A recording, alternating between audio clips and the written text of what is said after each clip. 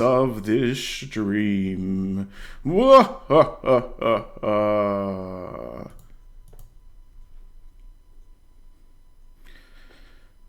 Hello and welcome to the Laughingstock Media Spooktacular, in which I will be your guest host for this evening, or perhaps someone else more muscular will be joining us.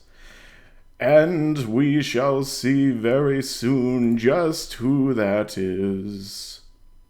Can you all see the stream, or have the ghost of streaming present made it where you cannot? Tell me in the comments right now. Very good. You can hear me. A totally not rip-off of Vincent Price. But let's now get to our guest host for this evening. And his name is... Yeah, hello, my name is Harold von Hugenmassus, but my enemies call me the Angry Austrian. And in this video, what I'm going to be doing is I'm going to be talking to you in this spooky evening. Hi, hello. Yes, but unfortunately, I cannot manifest myself fully in this video. So as a result, I'm going to have to use this scrawny Mike's body in order to speak with you. Yeah, hello, it is him right now, and it is also me. So, in order for you to understand the transition, much like a transformation to a masculine form, what I'm going to be doing is whenever I turn back into the scrawny Mike, I'm going to do this. Hey guys, it's Mike here, and I don't know what's going on here. I don't even know how I got in this room. I guess Harold is kind of in control of me right now, so, you know, for the sake of this stream, it seems like you guys are going to be going through a very odd experience. So let's see how this goes. Oh no!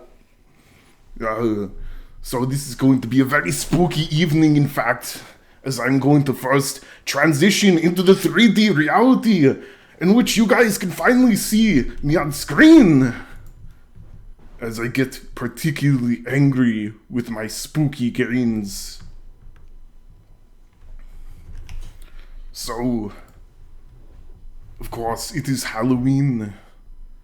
The evening in which you people do the dirtiest bulk of all. This is ridiculous. Oh wait, I'm not very good at doing this off the cuff. Damn it, Mike, why do you have to do this right now? Get back out here. Okay, Harold, I guess I'll talk to the audience for you because you seem to like your structured content, which involves lots and lots of muscles. So, hey guys, how are you doing tonight on this Halloween evening?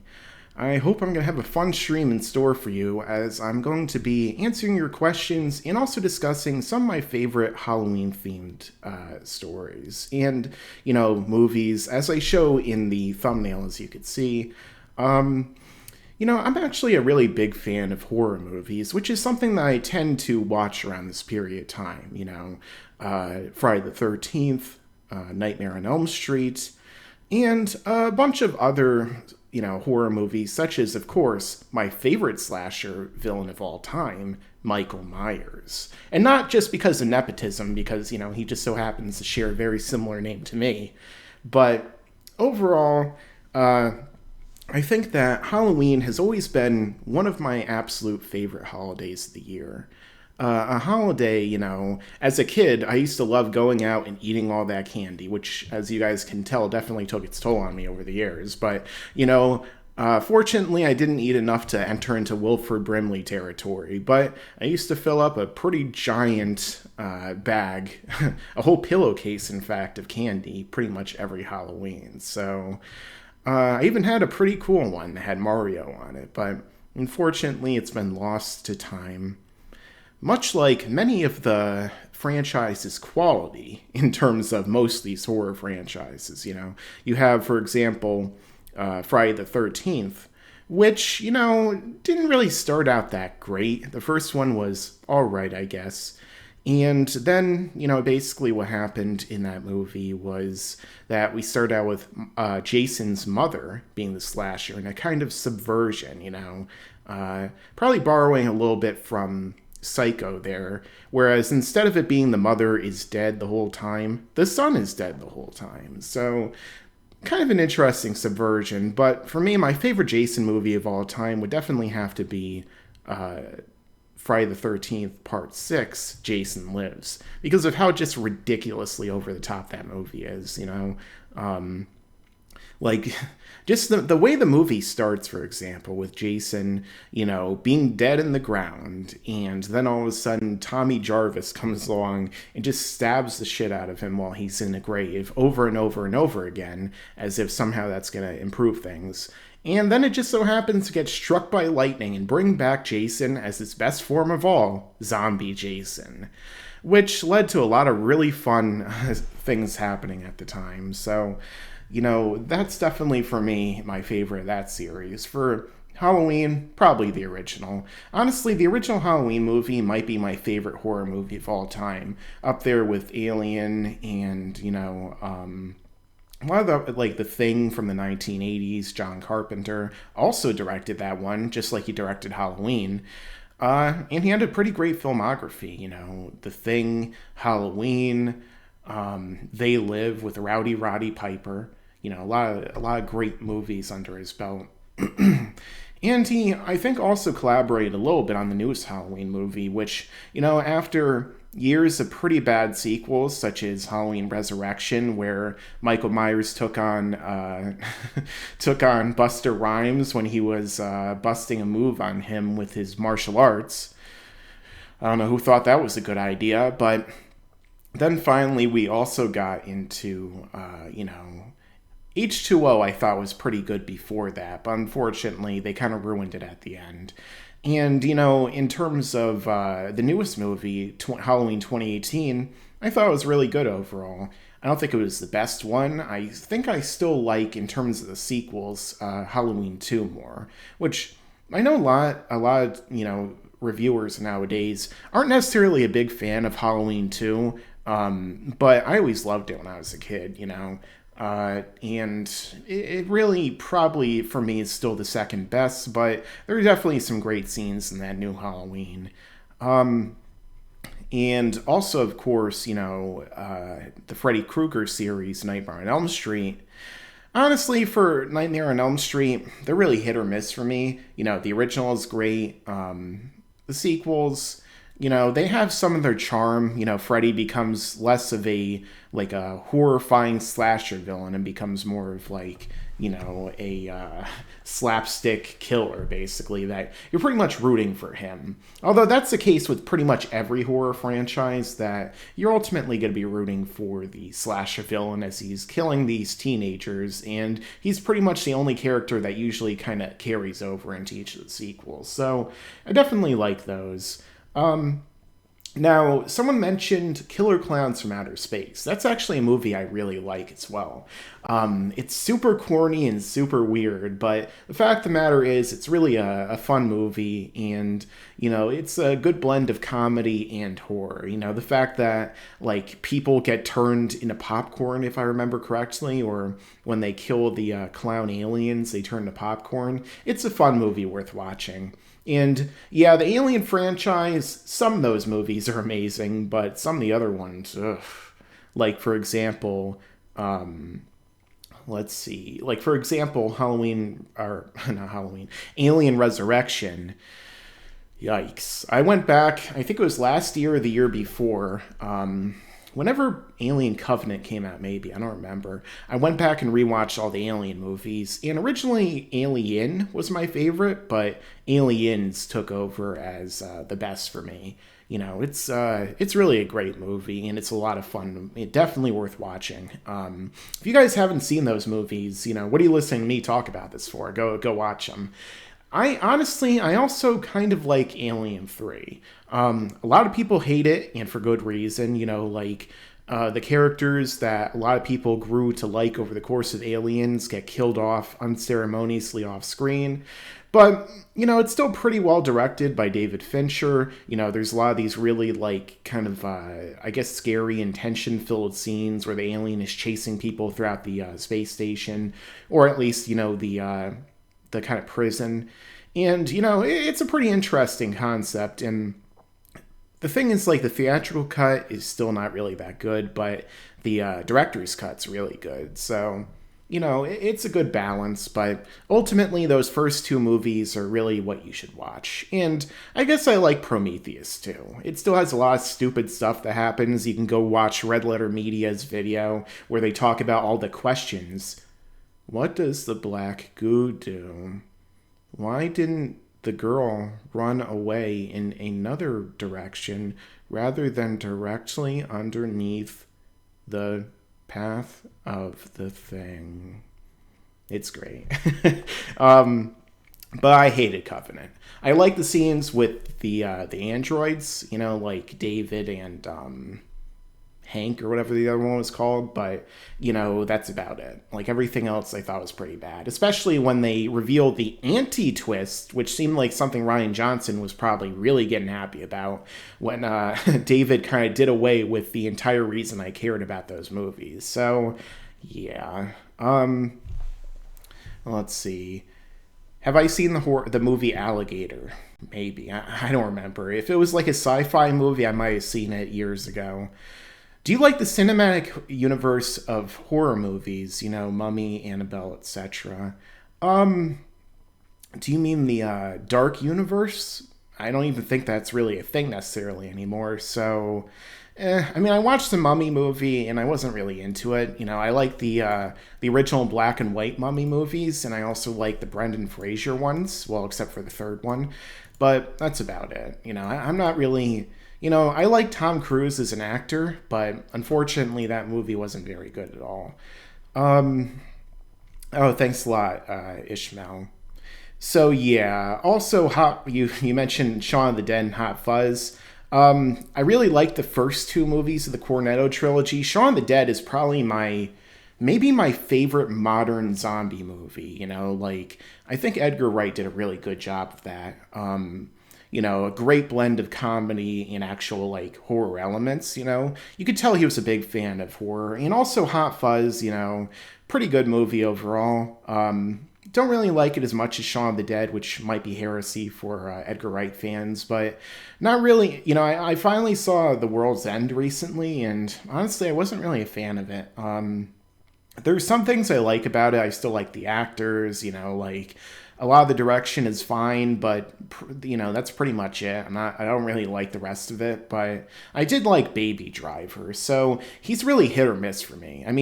As long as he doesn't make anything that I hate as much as Scott Pilgrim versus the World again, I think we'll be all right. But I know a lot of people like that movie too.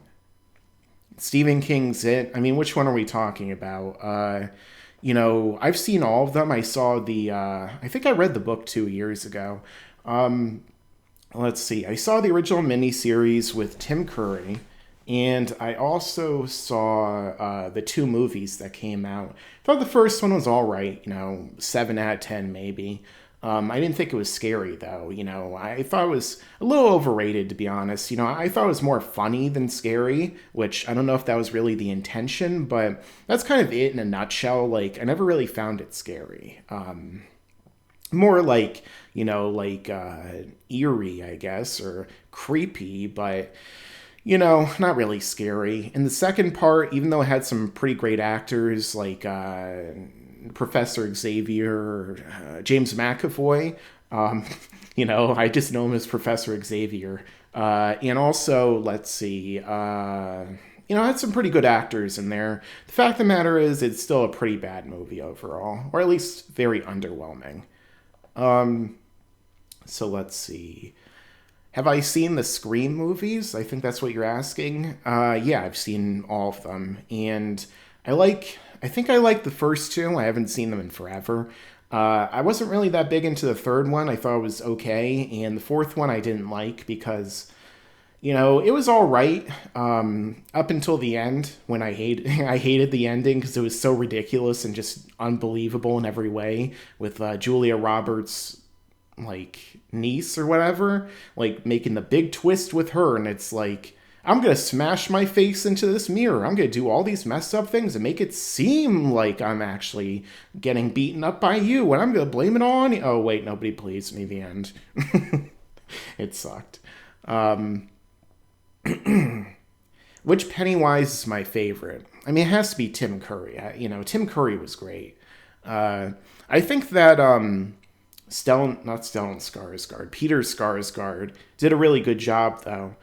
But it does feel like a really 2000s kind of movie, like it really has a lot of those 2000s elements going toward it.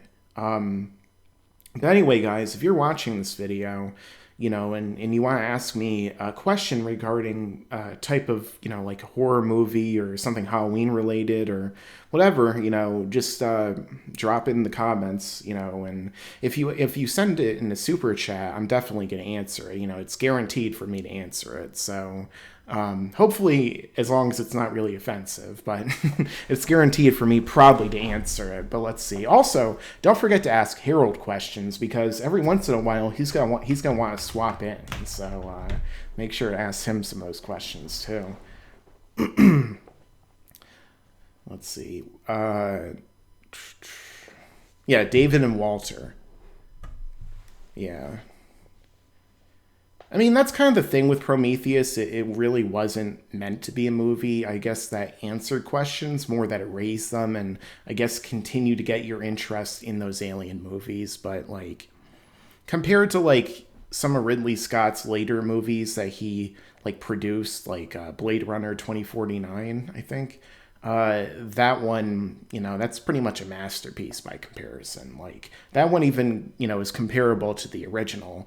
I know a lot of people didn't really like it because like the twist at the end, and also the fact that it's pretty long, but I could have watched it if it was 3.5 hours. Like it was so well directed and shot, and it was so interesting. I love stories of artificial intelligence and like synthetic people and the question of humanity. It was a pretty good job they did also with the series Altered Carbon on Netflix. That's definitely worth checking out as well. It's pretty mature, so it disqualifies a lot of people, but hey, all my videos are meant for adults anyway, so go nuts. I assume all of you are 18 plus anyway. And if you're not, well, I'm assuming you are. You could go down below to the bottom where it says where the S sign is, or the $sign, and then I think you select the super chat you want to send for your question. I don't know where the question went. Ishmael. Have I seen Ghosts of Darkness? Is that a John Carpenter movie? I think I've seen Prince of Darkness. The Devil Inside? No. La Llorona? No, I didn't see that. Honestly, when it comes to a lot of modern horror movies, I'm not really the biggest fan, because, like, if it has an interesting premise, I'll go out and see it. Like, the most recent horror movie I saw, I think, was the Invisible Man remake, which, I like the original one. I like the concept of the Invisible Man, and I thought this Invisible Man movie was pretty good. I also like the director, whose name is escaping me, I don't know why, who also was one of the producers and directors from the Saw series, which I actually reviewed in a marathon in its entirety. I watched the whole thing in one day over on my channel, Laughingstock Cinema, which you can see in the description. And also over on there, I also made sure to review the newest episode of Mandalorian that you can check out as well. So if you're watching that show, or if you're planning to, you can check out Laughingstock Cinema in the description.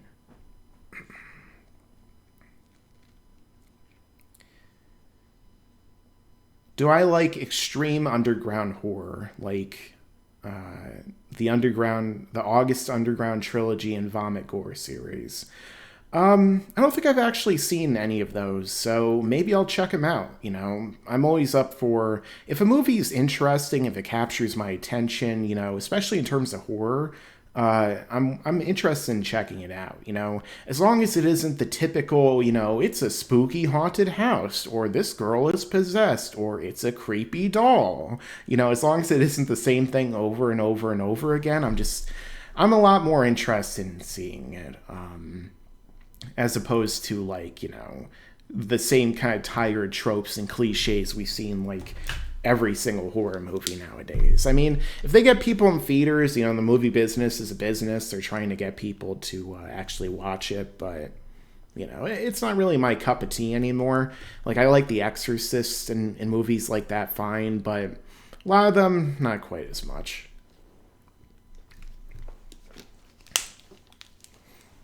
Have I seen Carnivore or Carnosaur? I think so. Is that another sci-fi original movie?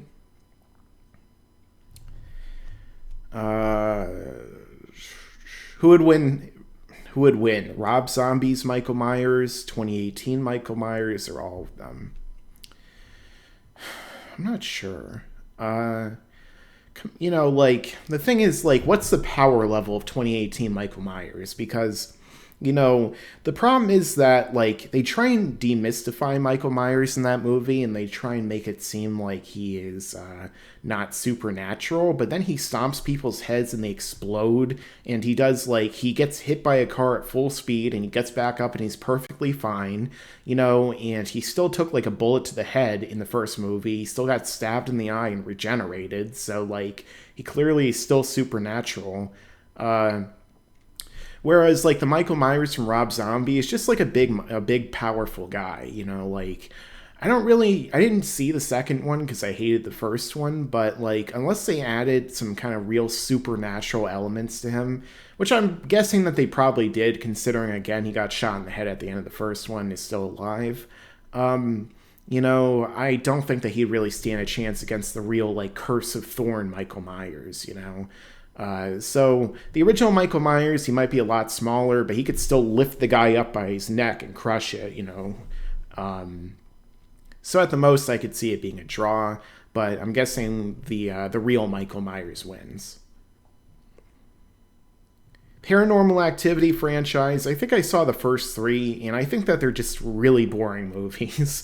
90% of the movie is people walking around in a house with found footage. It's oh, something spooky happened in the background that no one noticed. I just found them really boring. And, the story behind them, it's not really that interesting to me. So really, not really a fan of those movies, to be honest. There are some interesting found footage movies, though, like the movie Chronicle, for example. I thought that actually was a good movie in terms of how it took the found footage idea and it made it way more interesting. It was basically an American live action Akira, though. But the thing is that obviously it's not as good as Akira. So yeah, I thought that was pretty good, but most found footage movies, they don't really do it for me, especially nowadays.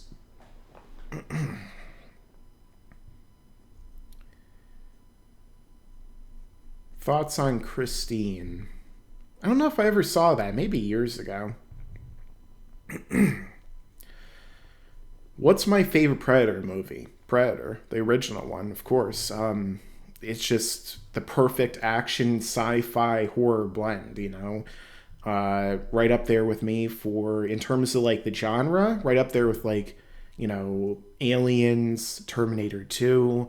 Terminator 2 is still my favorite Arnold movie and my favorite movie of all time, but Predator is right behind it, to be honest, and sometimes I think that Predator is almost more rewatchable, just because I could just watch that movie over and over again, and I just enjoy it every time. It's so muscular, so machismo. Oh no! Oh no!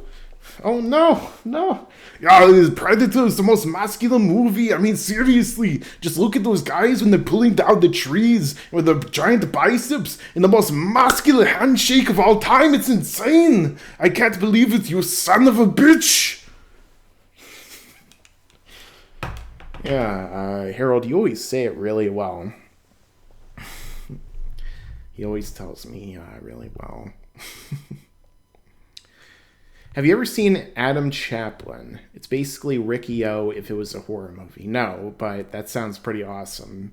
Because I've seen Ricky-O and it's hilarious. So that was one of those movies as a teenager, like a lot of people don't have the same experiences that unfortunately, like I did when I was a kid, where like, you have to go to the video store and, kind of just take a guessing game to find which horror movie or fun movie you're looking for.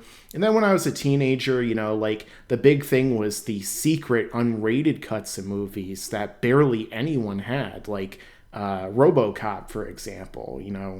RoboCop was a movie that, like until I was a teenager, I never even knew had like a brutal, like unrated extended cut with like even more violence. But it's one of those movies I hung out with a friend of mine who was a little older and was able to get a lot of these movies. And Ricky-O was another one. I remember watching him, just seeing him punching holes through people, and like the warden who had like a eyeball that had mints in it. It's such a great movie. Definitely worth checking out. And it's also kind of similar to Dragon Ball in some ways, because it's like a wuxia, screaming and powering up and using chi kind of story. So definitely check that out. I don't know which one's funnier, the dub or the sub, so watch it twice. Yeah, Josh Trank, I haven't seen Capone, but I thought he did a really good job with the original movie, but Fantastic Four or Fan Four Stick really broke him, which, when you have integrity and you go into a studio system, especially working for a crappy studio like he did, that had these people breathing down his neck and saying, we don't like your direction that we hired you for and made you film the entire movie, so what we're going to do is bring in someone else to shoot other scenes with people, including Kate Mara in a really bad wig, and we're going to completely recut the movie into a terrible mess. And then because you complained, rightfully, you're never going to get another job again. Wow. What a shame that Hollywood went the way it did this year, right, guys? It's almost as if it was a correction, if you know what I mean. So let's see. Who would win, the Terminator or Predator? I mean, his power, as strong as the Terminator is, he's probably stronger brute strength-wise, for sure, and more durable, but, like, if the Predator sneaks up on him, invisibly, and then just shoots him in the head or in his, like, power supply with his plasma cannon, goodbye, Terminator.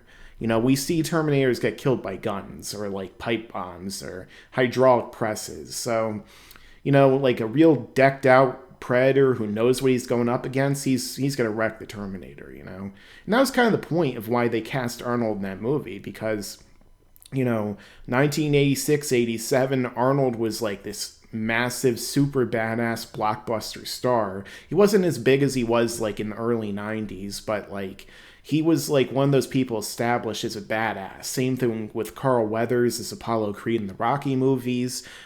Same thing with Jesse the Body Ventura, the wrestler, who was in that. Bill Duke, he's someone who's always good in these military movies. Sonny Landham. So, like, you have this ultimate badass team who, like, annihilates, like, a bunch of, like, militia people at the beginning of the movie. And then what John McTiernan does by completely flipping it around and then having these ultimate badasses be completely powerless against the Predator. Really, it's such a great movie. You guys definitely need to watch it if you haven't. Let's see.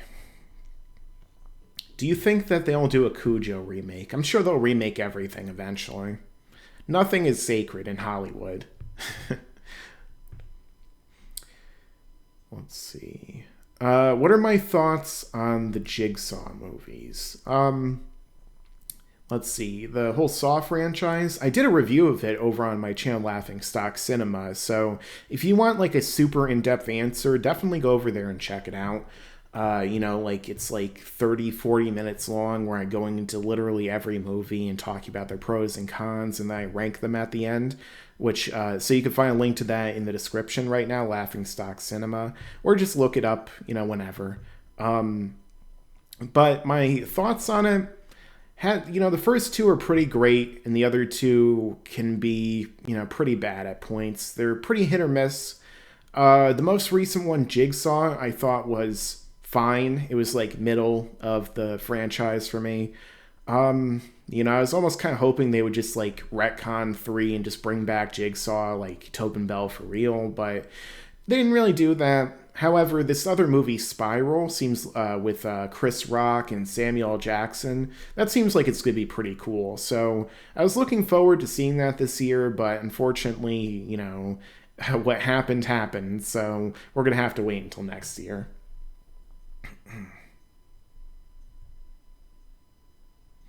Yeah, I'll check out that Adam Chaplin movie.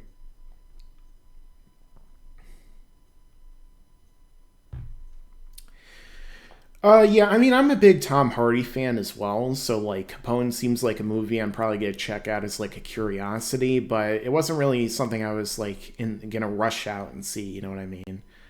Uh, 100 Predators versus 100 Terminators. I mean, it depends on which Terminator. The T-1000 could probably kill a bunch of Predators on his own. The same thing with, like, the T-850, I think, from Terminator 3. All he has to do is take out his power supply, crush it, and boom, nuke, like, goodbye Predators. It'd be like Alien versus Predator, the first one, where we actually saw, them set off their bomb and blow up all the aliens, although it didn't obviously work out very well in the long term.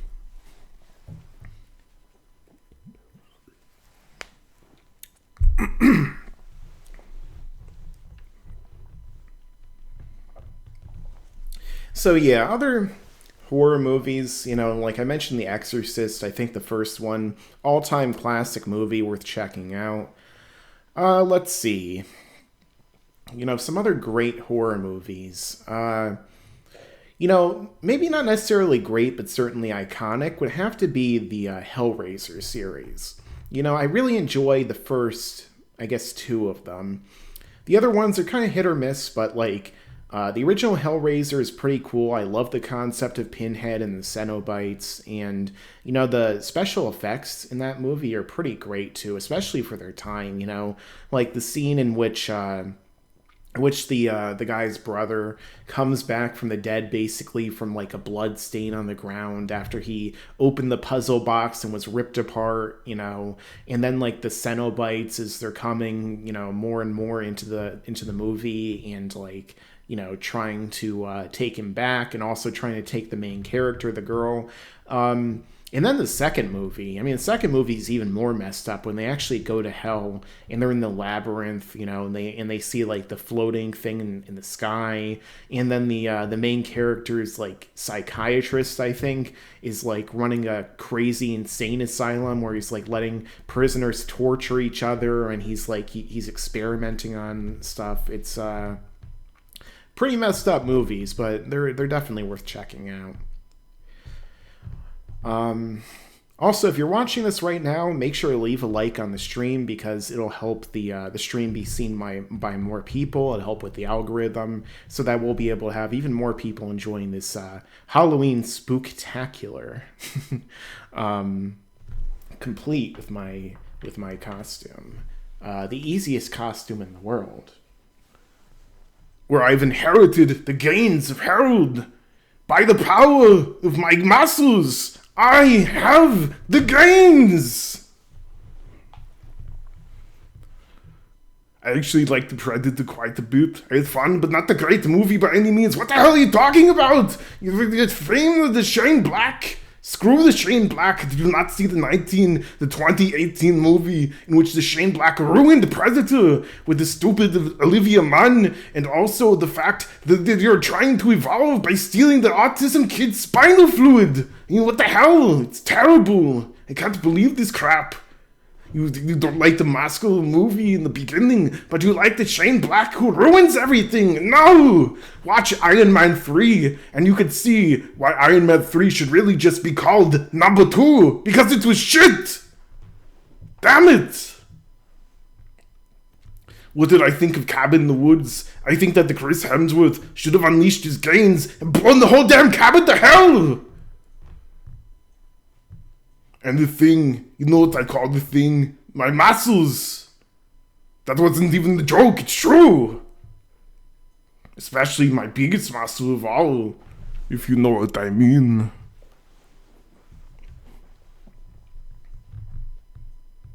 Okay, let me try and do my scrawny mic impression so I can answer some other questions in the chat.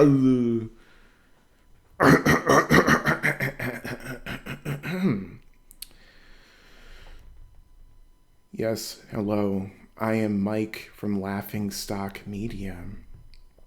And I totally am not Harold. I don't get where you would get that impression at all. Harold is really loud, and I talk in like an ASMR voice, right? I mean, people always mention how I whisper and I speak very quietly, and I'll take a sip of water to make this AMSR spooktacular.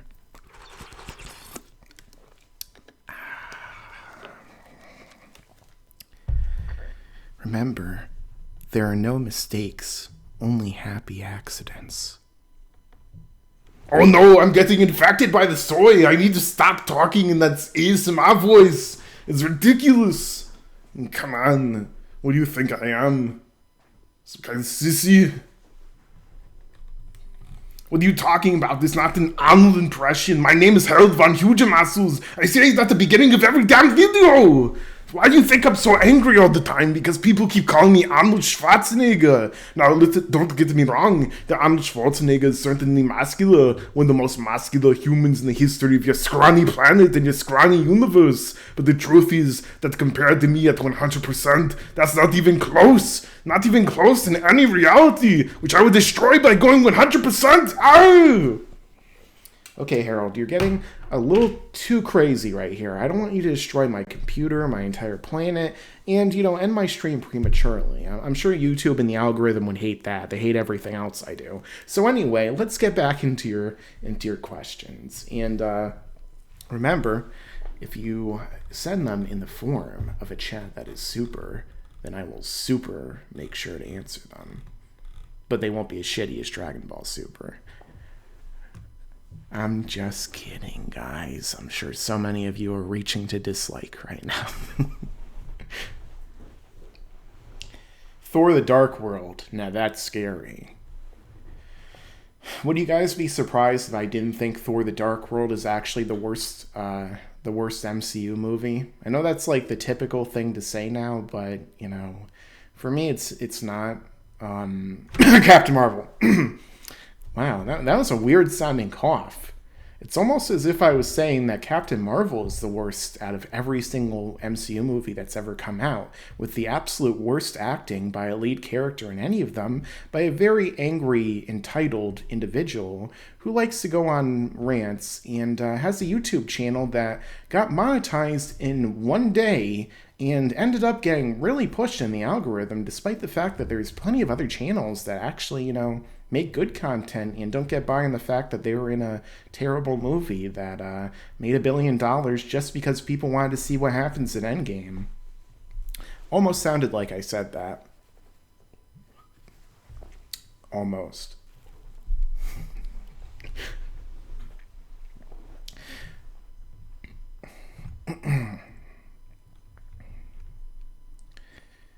Did I see the new Chucky movie? No. Honestly, let me see, which Chucky movies do I like? I like the original Chucky movie, I think Child's Play 1.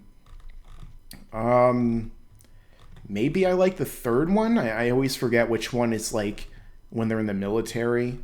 I think I like Bride of Chucky as well, but I wasn't really that into the new one, from what I saw. I heard it's actually not too bad, but I don't really have any interest in seeing it.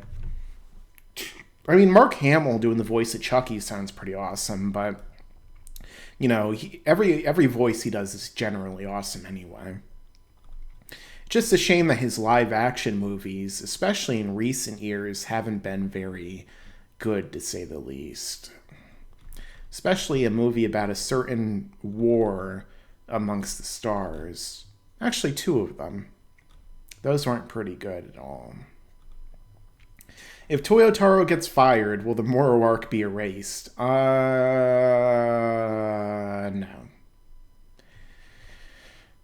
He's not going to be fired anyway. I mean, let's be honest, like, who's going to get fired over this, like, do you think they really care? Do you think they're really going to fire people just because of, like, people with common sense like me pointing out how poorly written it is? Nope.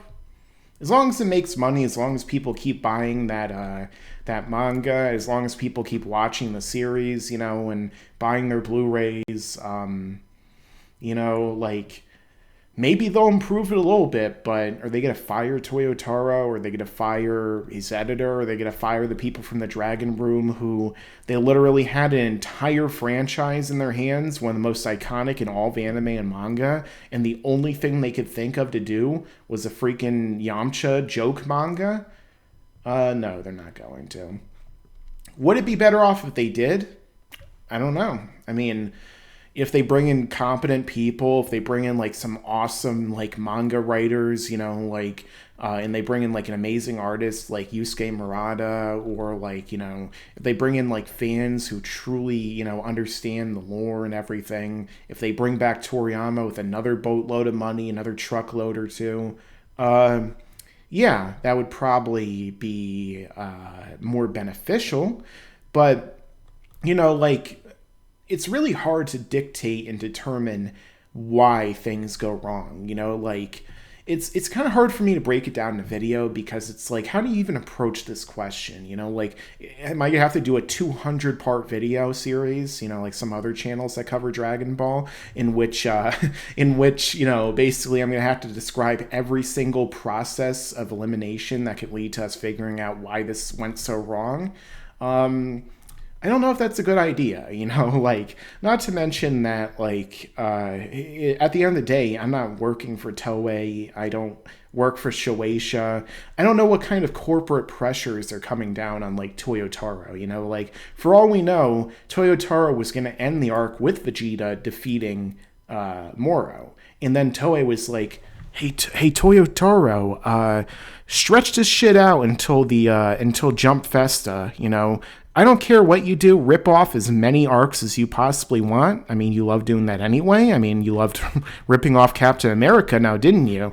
But, make sure to just stretch this out, and then we'll put in a better arc next time, which will also ruin at the end. So, yeah, not entirely sure, for a fact how we could say that. But at the end of the day, do I think that Dragon Ball could certainly be written and drawn by someone more talented? Absolutely. Do I think I'm the person? No, because I can't draw even half as well as Toyotaro can. At least I don't think I can, But, I feel like they should approach the Dragon Ball manga, and a lot of, honestly, manga in general, I feel like should learn a lot from Western comics, because, one of the biggest problems I feel like with manga, which we see with people like Togashi, we see with people like Araki, we see with a lot of these people, the guy who writes Berserk, I forget what his name is, as they get older, they slow down. Their art can still be pretty great with Araki and Berserk, but the thing is, they slow down so much because it's such back-breaking labor to make these. Literally with Togashi, he's in constant pain, just from making these manga, So it's if they had, if they divvied this out among a bunch of people rather than forcing one guy with some assistance to make it every single week, I think these things would be way more long-lived and be better off overall, Because in Western comics, they have the writer, they have the artist, they have the inkers, they have the letterers, they have so many different people all working together and creating this amalgamation that becomes a comic, We usually only really hear about, the author. We hear about the Stan Lees, the Jack Kirby's, the Grant Morrison's, the Alan Moore, but we don't actually, we don't necessarily really give enough credit to all the people who helped make those. And I feel like if manga was made that way, it'd be so much better off because, you know, some of them are like One Punch Man, for example, but really the One Punch Man manga is also more of like an adaptation of the webcomic, you know. So I would have to say that, you know, I feel like it'd probably be better off if they did it that way. But, you know, Japan is a country, especially when it comes to some of this stuff, that has a really strong work ethic. And, you know, they probably believe that we should do it all ourselves, you know, in the businesses, the way they run them. You know, I wouldn't say they're backward, but they're very strict. They're very difficult on the people who are the creators, you know. So especially the animators, you know, like even when the animation doesn't look that great in some of these anime we watch, you know, the truth of the matter is that it's certainly still something that I feel like we should give these people a lot more credit for, because, you know, they're working in very difficult conditions to produce this stuff. And, you know, like, again, like, I don't dislike Toyotaro as a person, you know. That's something I need to get across. Like, when I'm criticizing like Dragon Ball Super, I don't dislike Toriyama as a person. I have great respect for him. He created my favorite anime and manga franchise of all time, you know. Like, I'm not going to go out there and be like, Toriyama's a terrible writer and he should be, you know, he shouldn't make anything ever again, and, you know, this and that. I don't think that, you know. He's done a lot of great stuff.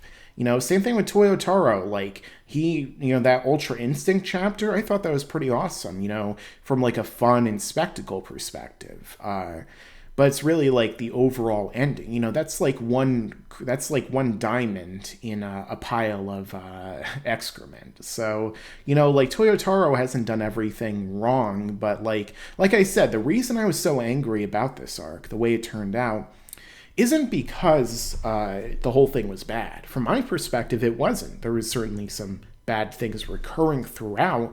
You know, some of the characters acted stupid, especially Piccolo, who caused pretty much everything because the smartest character became an idiot.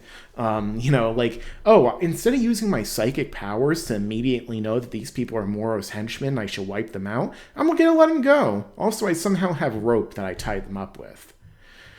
You know, but the reason I was so annoyed, and so many fans are as well, is because it seemed like this was going to be the best arc of Super so far. In some ways, maybe it still is, but the truth is that the ending pretty much just ruined everything. So, yeah, it's kind of hard to stay positive when that happens, you know, even though, you know, sometimes it's nice to be positive, but unfortunately, positivity isn't always something that YouTube promotes. So otherwise, you know, I'd probably make a lot more 10 things I love about Dragon Ball, 10 things I love about Dragon Ball Z, even Dragon Ball Super, 10 things I like about Dragon Ball Super, you know, but is that going to be front page? Is that going to lead to tons of interaction, tons of people, like, you know, rushing to click on the video, you know?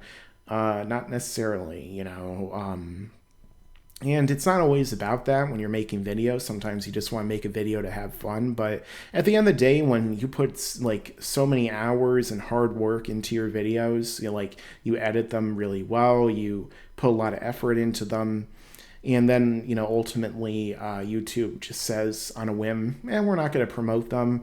You know, it kind of leads to you trying to prioritize certain ones over others. So, you know, that's another reason I love a lot of other anime than Dragon Ball, and I wish I could share my love with them with you guys. But you know, it could be pretty difficult with the way that YouTube works. That's why I made Laughingstock Cinema, by the way, which if you guys haven't checked out, definitely do so, because, you know, originally this channel was anime, it was movies, it was everything I wanted to talk about, even wrestling, you know. But the thing is, like, the way that YouTube changed over the years, you kind of have to, like, be very specific and narrow, unless you have, like, a great algorithm, unless you have, like, your channel is like some kind of anomaly where you can automatically, you know, do pretty much anything, you know, like, certain channels I'm sure you could think of where they'll post any video no matter what it is and it'll get hundreds of thousands of views, you know.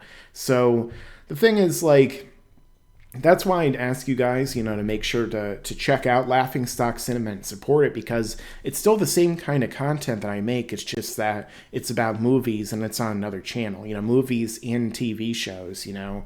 because I love talking about those things. You know, I love movies and live action and stuff too. It's just, you know, the only way for me to actually share it with you guys is on a different channel.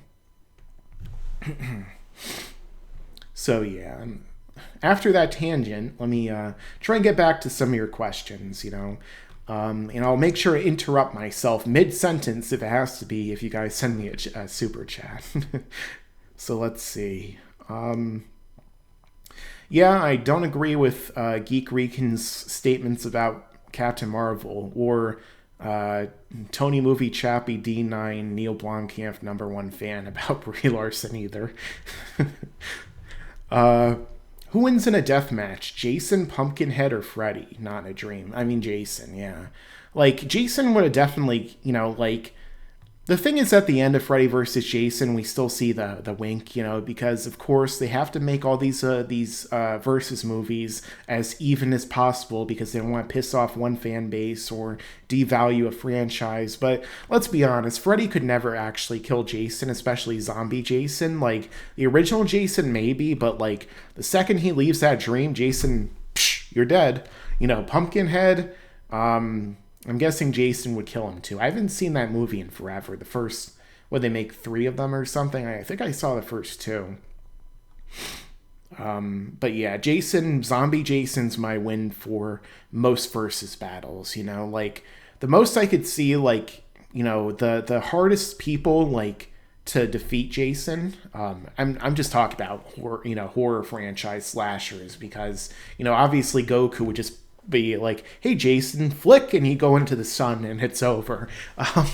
You know, or like, you know, somebody like that. But the thing is that Pinhead could probably beat Jason, because, like, you know, how's Jason gonna escape from like a eternity of chains in hell? You know, like, maybe he could break free of them, but can he get to another dimension? Can he like slash his way through the dimensional fabric and go back to Camp Crystal Lake? You know, like, Pinhead could probably beat Jason and Freddy and Michael Myers, but, like, you know, in a straight up just like slasher battle, like, maybe Michael Myers is probably like the most evenly matched with Jason in terms of like supernatural strength and also, like, you know, intelligence, especially if you read the Michael Myers Halloween comics, because you know, there's so much like internal monologuing and like actual calculated thought from Michael Myers in those, like setting up traps and luring people into situations and all this stuff. I can see Goku giving Thanos a senzu bean after collecting the Infinity Stones. I can't, you know. I know that became like a big meme. Maybe the Toyotaro version, okay. But like, I know that became a big meme, but Goku would never give Thanos all the Infinity Stones. That would be, you know, depending upon which Thanos, he wouldn't need the Infinity Stones to fight Goku, but the truth is, like, the second he gives them the real Infinity Stones, not the nerfed one from the movies, Thanos is just going to instantly defeat Goku. It's over, you know, like, Goku might be way faster than Thanos in combat. He might be able to, like, fire a stronger blast or whatever, but, you know, the thing is that Thanos with the Infinity Gauntlet, he's omnipotent on a universal level, you know, maybe even multiversal or megaversal. I forget what the actual limits are, but, you know, Thanos would, with the Infinity Stones and like the true gauntlet from the comics, at least from the Infinity Gauntlet comic, not the Silver Surfer one before that, where the most he could do is blow up his sun, but nobody ever read that, nobody remembers. You know, he would win. So let's see. Hopefully I'm seeing all of your questions here, because I'm using this live stream like thing, so let me see if it actually shows it on my OBS.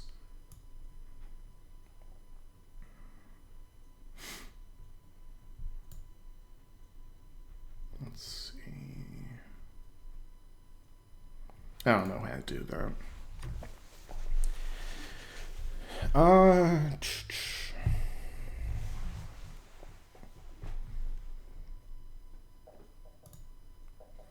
Let's see. Should Dragon Ball Super be more concerned with transformations or adding new abilities to existing transformations? I mean, if you check my channel, I did a video called Why Dragon Ball Should Abandon Transformations, so that kind of probably gives you an idea of how I feel about the constant additions of transformations and, you know, like the constant adding and the constant color swaps and, you know, this one's stronger than ever, you know, like that's not something I really want from Dragon Ball anymore, and something I think ran its course in the Buu saga, to be honest, because, you know, as much as I think Super Saiyan God looks cool when it's drawn by Takahashi, and, like, Ultra Instinct has given us some fun, like, fights, and I say Ultra Instinct because they keep calling it a form over and over again, the Moro arc, so I guess we have to just accept it's a form now. The thing is, like, I'm just, like, tired of them, you know, like, you know, that's one of the problems with Dragon Ball Z, to be honest. Like, you know, Dragon Ball Z is my favorite anime of all time, even though, you know, you can argue the original Dragon Ball is better, which, you know, maybe I'll do that in a video at some point. But the thing is, like, one of the big problems is power escalation and the over-reliance on transformations. You know, Goku and Vegeta and Gohan and Trunks, they all go into the time chamber to get new forms and to surpass the Super Saiyan wall and defeat people through brute strength, but, like, you know, half the battles could have been won with one move if they used the Mafuba, you know. Not to mention that, like, you know, if they just went and learned better martial arts technique, you know, if they learned, you know, new abilities, like, there's so many ways that they could make fights more interesting and still stay within the confines of what Dragon Ball is about. You know, a lot of people at this point have never seen the original Dragon Ball, so they think that all Dragon Ball is transformations. You know, certainly there were transformations in Dragon Ball. You know, Goku used his Great Ape or Ozaru form to get out of things. You know, like, if he didn't use that form, he was gonna probably get fried in Pilaf's castle, but the thing is that ultimately it was never really about the forms up until after Namek. It was more about, like, you know, certainly there was power increases and things became more like, you know, numbers and analytical, but it wasn't about just, like, get new form, increase power, you win, until after Namek. And even then, like, the Cell Saga, you know, Toriyama still tried to keep it relatively even. You had Gohan, Piccolo, Goku, and Vegeta, and Trunks all surpassing each other at various points. You know, it was still interesting, kept you on your toes, but from the Buu Saga onward, I really feel like it should have just come down to techniques, you know? And Toriyama wrote a really great scene that enough people don't really talk about, I feel like, in the Buu Saga. With that specifically being what happened with, you know, with the old Kai, when he gave Gohan his ultimate power. And, you know, basically what happened was when Gohan first taps into Ultimate, you know, Goku's like, wow, your power is so incredible and you're not even a Super Saiyan. And what Old Kai says is something that Toriyama and this franchise should have stuck to afterward, which is, oh yeah, that super whatever is just for show. What you really need is this. What you really need is a way to tap into your power without transforming, without putting on a show like that. You know, you don't need to do like a fancy power up or a fancy, like, you know, color swap in order to gain incredible power.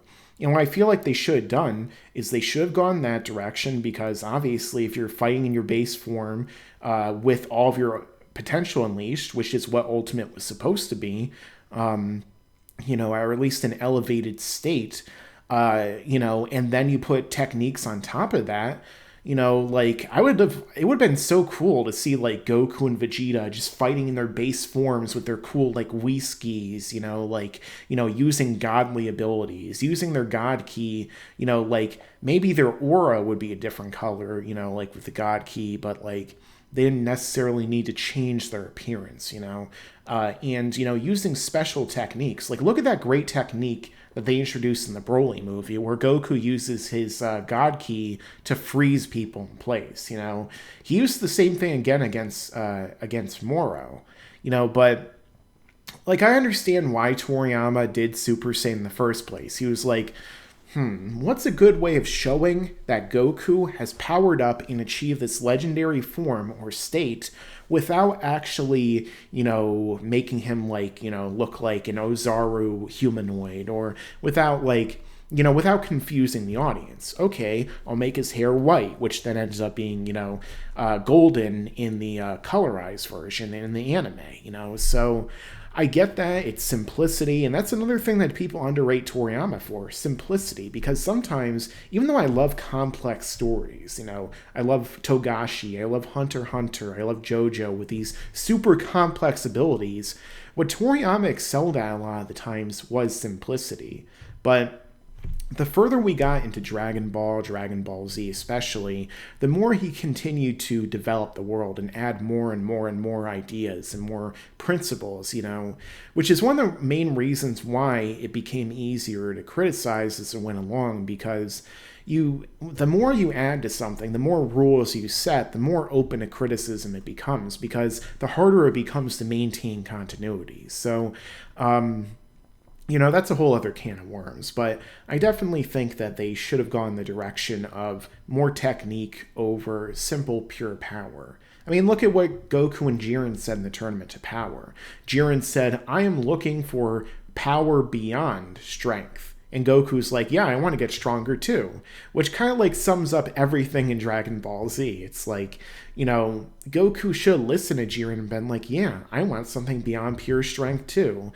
But then he gets Ultra Instinct, which is basically just a power-up, Oh, I can move without thinking, but it's still based upon my actual speed, It's still based upon this. I don't have infinite speed where I'm going like this and dodging everything infinitely, But yeah.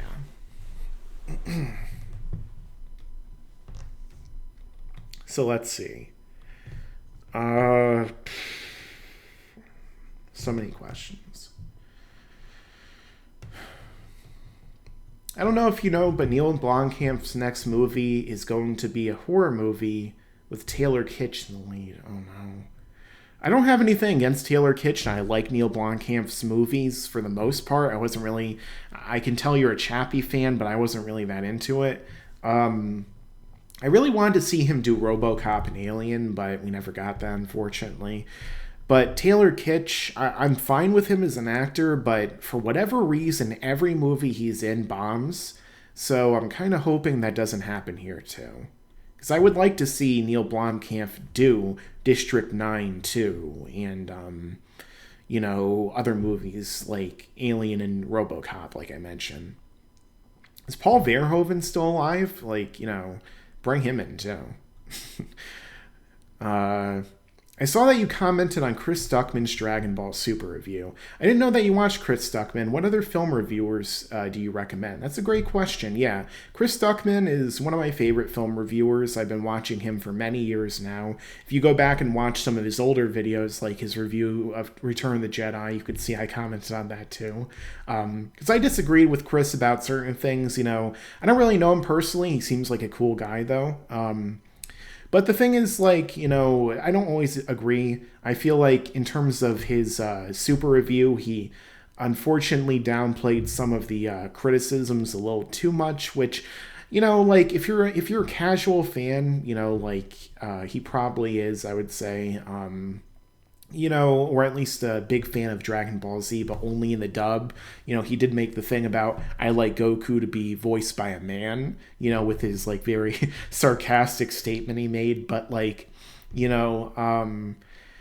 you're not going to necessarily look at some of the criticisms as much, that's why I hope one of the things I do with my channel is I can help you guys have a more critical eye when you're looking at not only just Dragon Ball, but other stories in general, maybe if you plan to be a writer someday, it gives you a better idea of things to change in your own stories. Because the thing is, I'm a writer too outside of YouTube, and the most critical I am is of my own work, not even Dragon Ball. So as critical as I've been in my videos, imagine how critical I am of my books, But, oh, I just got a super chat.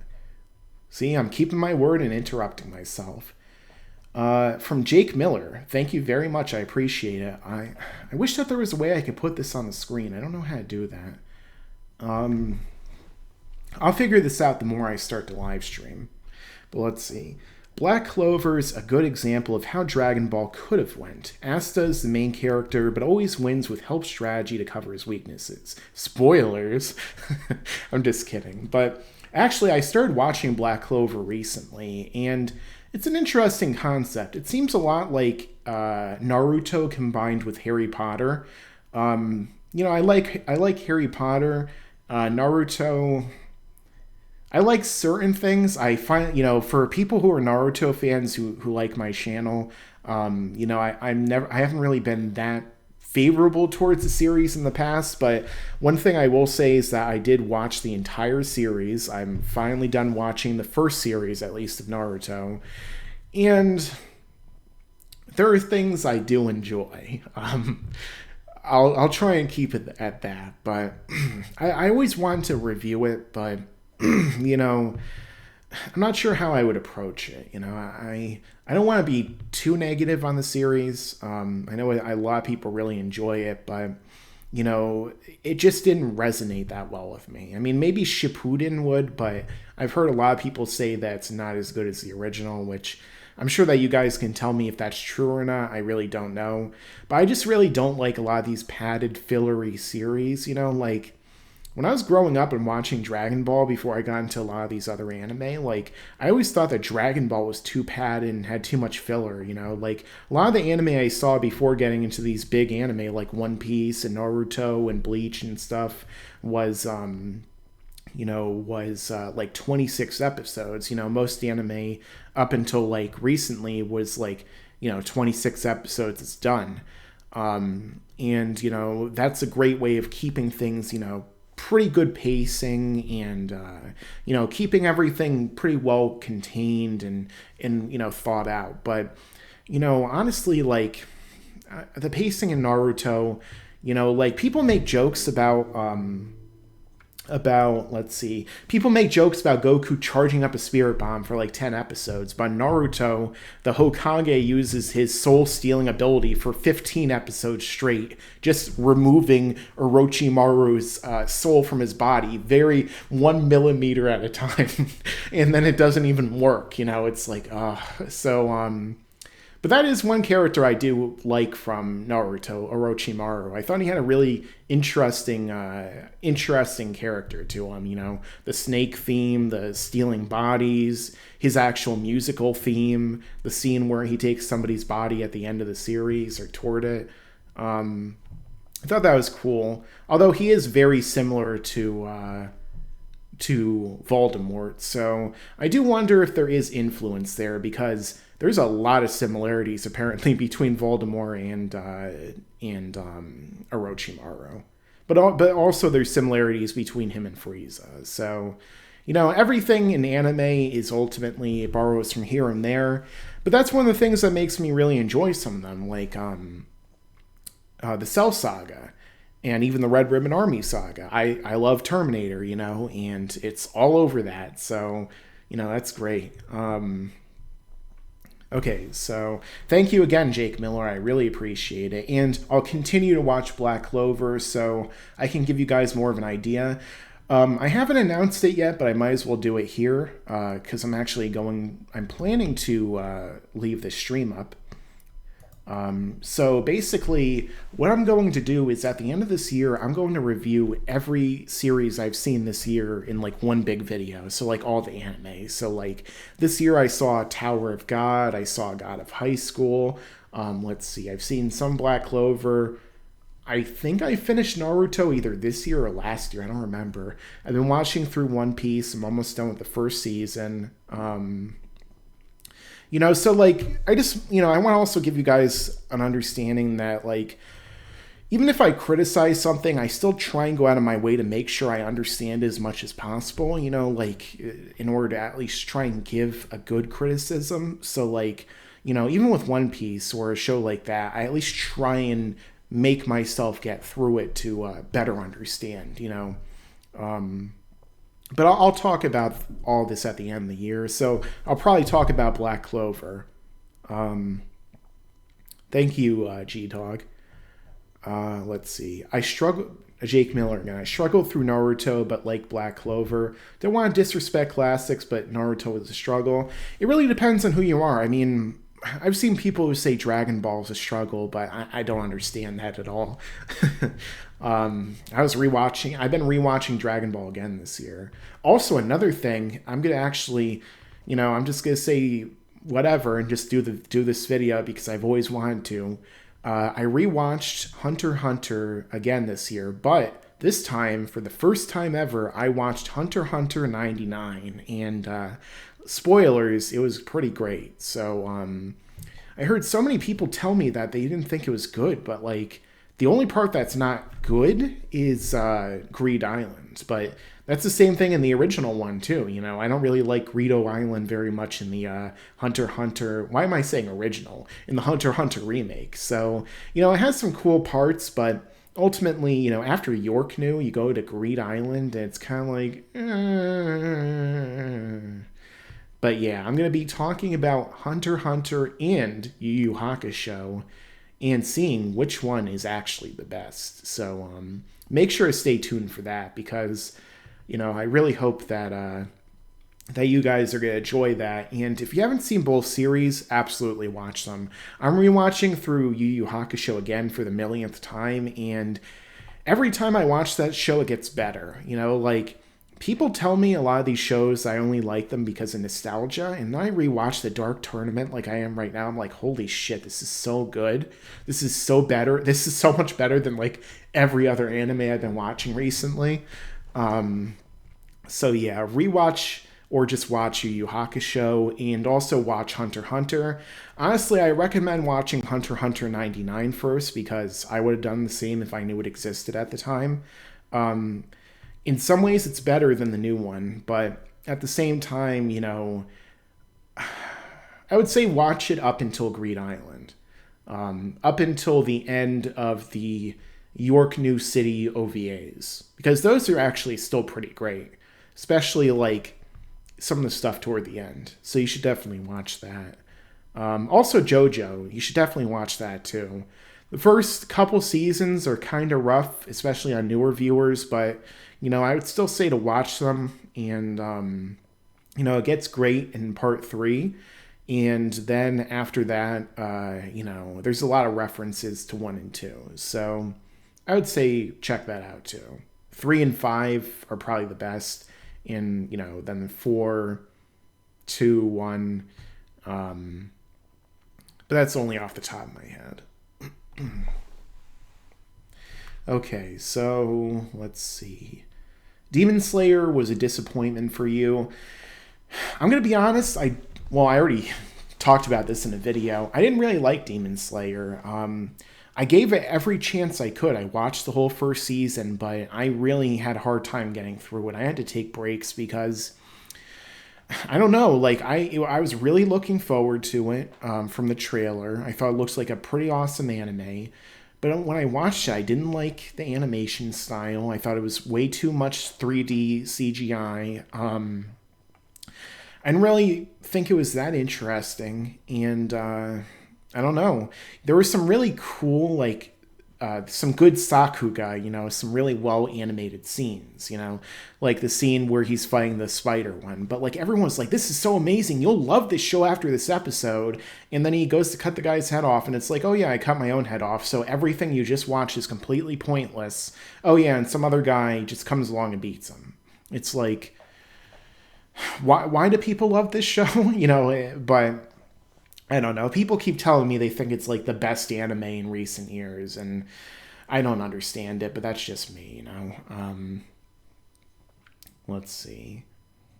Thoughts on it? Okay, well, I already gave my thoughts on Demon Slayer. I don't think it's bad, but for me, it's like a 5 or a 6, maybe, out of 10. Attack on Titan, I really enjoyed Attack on Titan Season 1 when it first came out.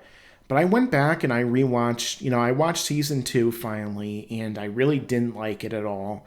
I thought it was too short and barely anything happened. It's like, oh yeah, these 2 other people are also Titans. It's like, eh.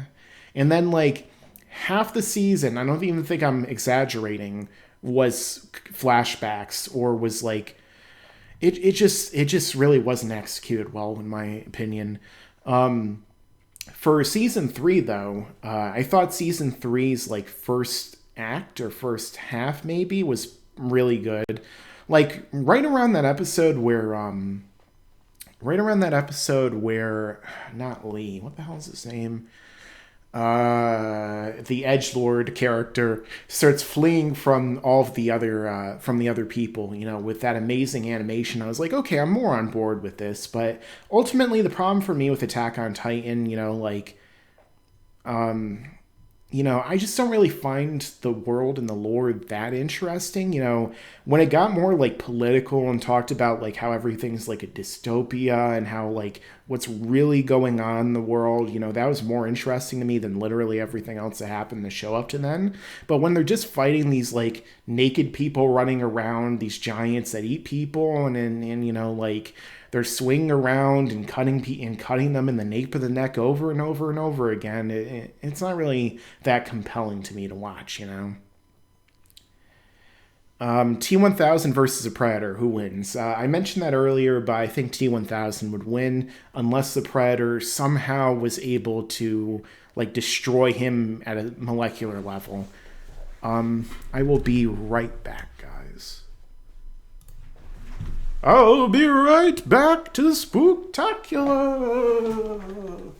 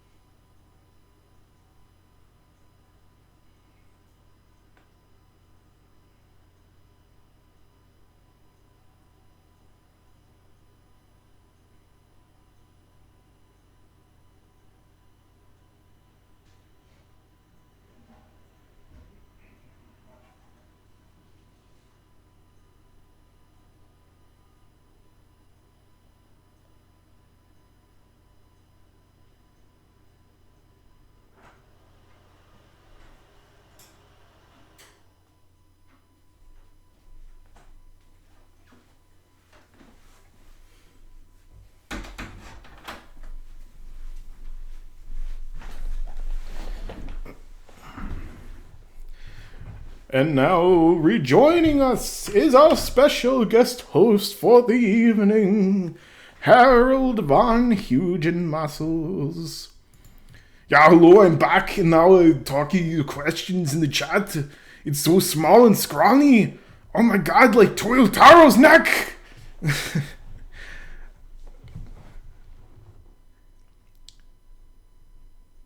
Am I wearing a costume? Yeah, I'm wearing a scrawny Mike from Laughingstock Media costume. That is the joke. It is a costume within a costume. Costumeception!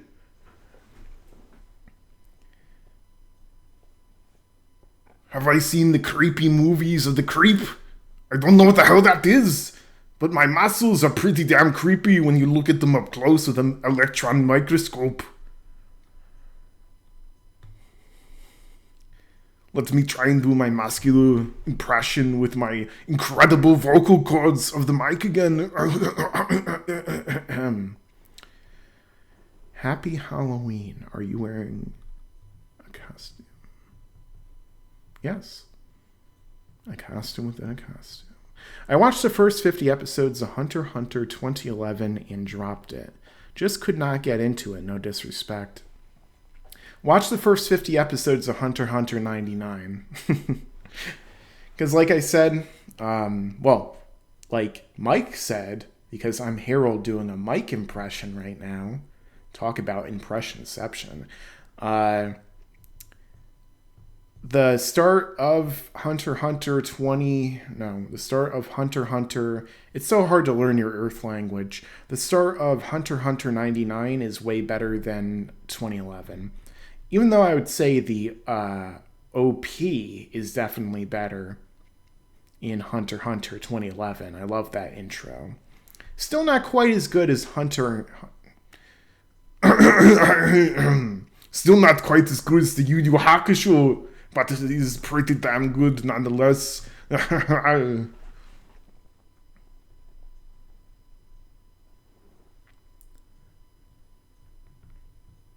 What did you think of the fight between you and YuYu?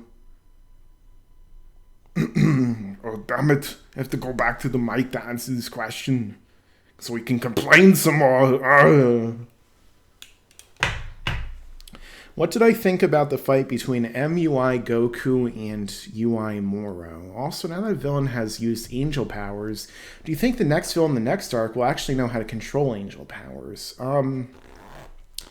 Let's see. I thought the fight was okay, but I mean, it just further cemented the fact that UI is basically almost useless. Kind of like Super Saiyan 3, it's the most powerful form at the time, except it's pretty much useless when it actually matters. For me, like, the thing is, if you're going to add new transformations or new states that are basically transformations, you might as well have them always work or always win or win 99.9% of the time. Like, you know what? You know who did a great job with that? Togashi, when he introduced Mazaku Yusuke, like, he just stomped Sensui, it wasn't even a fight anymore when he went full on Mazaku. So the thing is that's really what I feel like Ultra Instinct should be. He stomped Moro, but wait, there's more, and we end up getting even more chapters that won't stop this arc, the never-ending saga. And Moro couldn't control it with his body, but he could control it with maybe the earth is his body. I don't know. I guess we'll find out. I mean, really, when you think about it, considering how powerful these characters are, I really don't think this should even be an issue anymore. Especially for Moro, who probably has the best energy control of literally anyone ever, because that's his entire gimmick. But, Toyotaro loves to flip the script, even on his own script, every single chapter. So that's how it is. Let's see. I feel like Attack on Titan Season 2 did a good job making me care about the characters. I mean, maybe, but I didn't really find it. I just didn't think the execution was good. That's what I should say, It felt like they stretched out 6 episodes worth of content into 12, and it shouldn't have even been its own season. And again, if you guys are watching right now, make sure to like this stream so that more people can watch it and join in with the spooktacular. Even though it's not necessarily that spooky at the moment.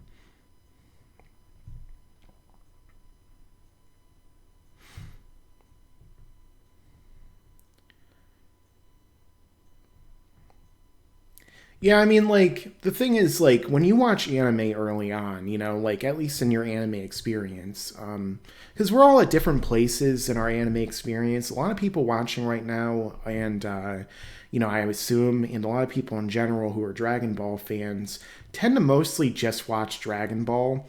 Which I guess I understand that idea if that's all you've seen and you don't view Dragon Ball as an anime for some reason, even though it clearly is, like, it really is a transcending kind of anime anyway, but there's so many other great stories out there, and the ones that you watch, like first, second, third, fifth, like up until a certain number will really kind of shape your overall view of anime and manga as a whole. The thing with me, I guess I was kind of lucky in this regard, is that I grew up in a time when there was anime running in a syndication on multiple channels, and then a little bit later on they came out with Toonami, or at least Toonami became a much more anime-centric series with Dragon Ball Z, Yu Yu Hakusho, Rurouni Kenshin, Outlaw Star, Trigun, so many of these great anime that really helped to shape my viewpoint.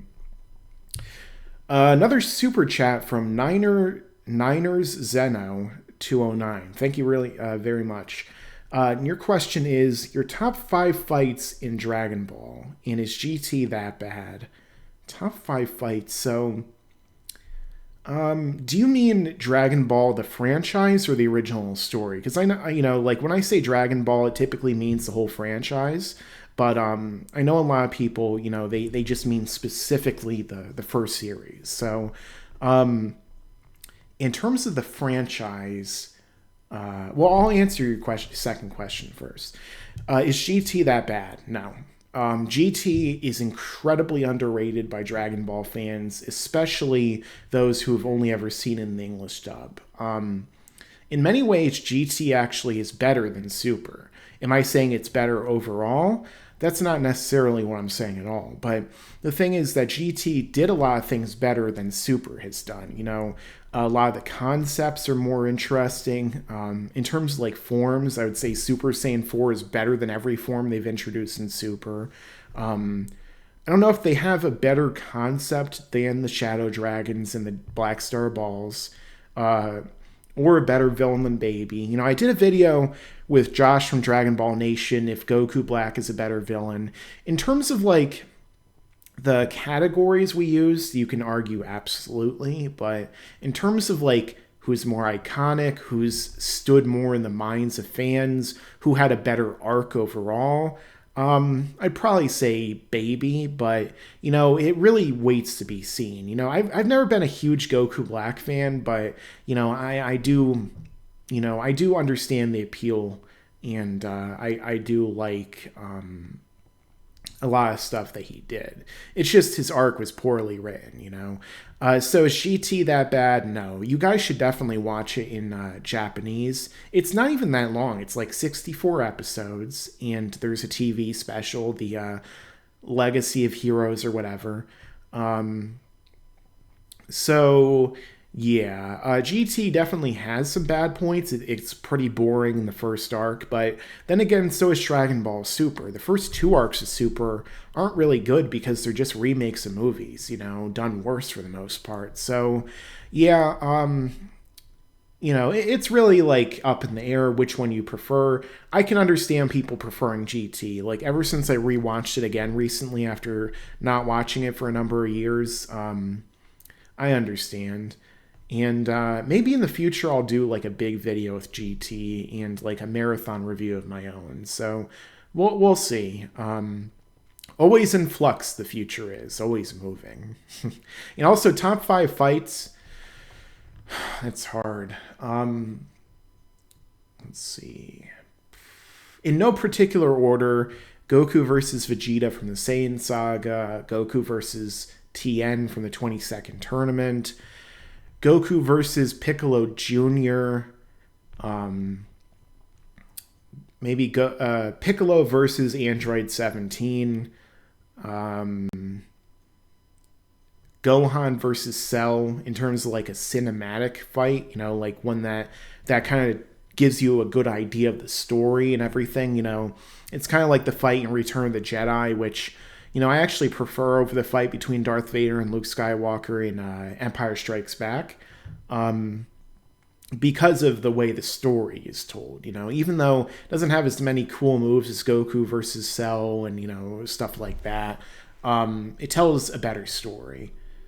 So let's see. And thank you guys for joining me for the stream so far, by the way. I really appreciate it. I'm glad that you guys can be enjoying your Halloween with me as well. One of my favorite holidays, of the year. Christmas is probably my favorite, but Halloween is really close behind. And, for an American like me, I really like Thanksgiving, I love that food. Just eating the turkey and the mashed potatoes and the stuffing and green bean casserole and stuff. It's pretty great. Maybe you guys should try and do it over in other countries as well. But I'm assuming that you guys have like similar holidays, let's see, in the UK, Canada, Australia. Shout out to all my international viewers. I always appreciate people from all over the world watching my videos. When I hear which, actually, let me know in the chat which country you're from also, if you want to give out that information, because, it's always something I really enjoy, like finding out that people in other countries far away from me that I've never even been to, but would definitely like to visit at some point, are watching my content. It's a pretty cool feeling. So it's Roshi and Dragon Ball Moon level. Well, he blew up the moon, so yeah. That's not an outlier. It directly connects into the story. Like, if Roshi didn't blow up the moon, then he would have had to fight Ozaru Goku. You know, like, gags are something that typically doesn't have a real impact on the story, you know? Like Arale showing up and one-shotting General Blue, but then he's back in the next chapter or the next episode, you know?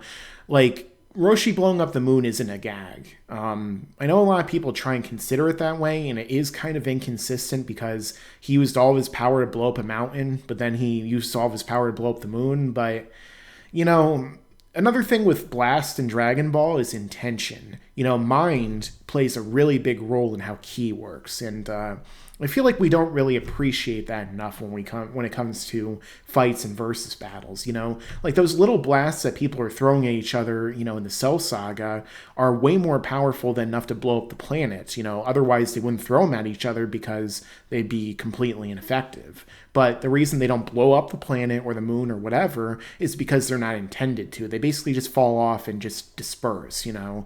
But if Goku, like, it's like Kid Buu. Kid Buu blasts a really tiny blast at the Earth, and it would have easily destroyed it, you know, until Vegeta interrupted it. UI Angel Moro or Limit Breaker Jiren who wins? Definitely Moro. Like, all Moro doesn't need UI to beat Jiren. He just needs to suck away all of his power, you know? He just has to be like, hey, Jiren, psh, thank you, bye. So yeah. But I'll talk about that when the Moro arc is finally over. What if Moro was in the Tournament of Power? Because I've waited very patiently for that, Toyotaro. But I'm sure you guys probably also have different opinions.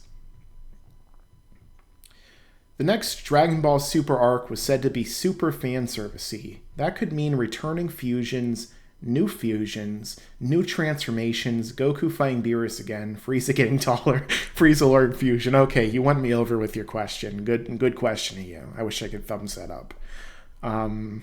Yeah, super fan servicey.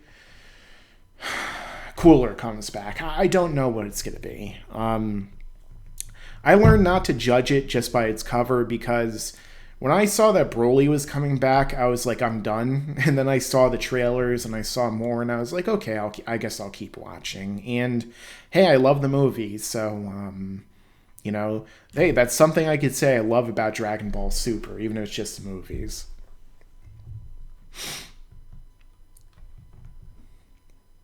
I have a heavy bias to this day for Bleach, One Piece, and Gurren Lagann. I really like Gurren Lagann, by the way. Never really talk about it, but I thought it was a pretty awesome show when I watched it years ago. Black Clover, Sword Art Online. Not a fan of Sword Art. Dr. Stone is pretty cool, too. I really like the concept, although I guess I wish it stayed more in the battle of ideas between Senku and Tsukasa, you know, the naturalistic society versus the technological one, you know. But I still thought it was a really good show. Just gets a little too wacky after the sixth episode with the tribal village, but I definitely like it. I like Gurren Lagann pretty much the whole way through. I don't think I've seen the movies, though. And Bleach, I really enjoyed Bleach up until the Waco Mundo arc, and it falls off really hard for me there, especially the ending, which, you know, I watched and read weekly in the manga for over 100 chapters, waiting for Aizen to step out of that fire, and that's the ending we get. Come on, Kubo. Oh, sorry, I almost missed your super chat. Chief Sosa is 07. Thanks, thank you very much. Pui Pui versus Mr. Satan on Pui Pui's planet. On Pui Pui's planet, Mr. Satan wouldn't even be able to stand because it's 10 times gravity. I know Pui Pui is a joke, and rightfully so, but if he was in earlier Dragon Ball, he'd probably be someone who's hard to beat. You know, like Dragon Ball and probably up until like the Namek Saga. I don't think he's like Frieza level, but I do think that Well, I mean, maybe not Frieza level in terms of like final form, full power, but he's probably somewhere comparable to like Ginyu, lower Frieza, something like that. So, yeah, Mr. Satan took shots from Kid Buu in Perfect Cell, but yeah, he's even Pui Pui's gonna foderize him.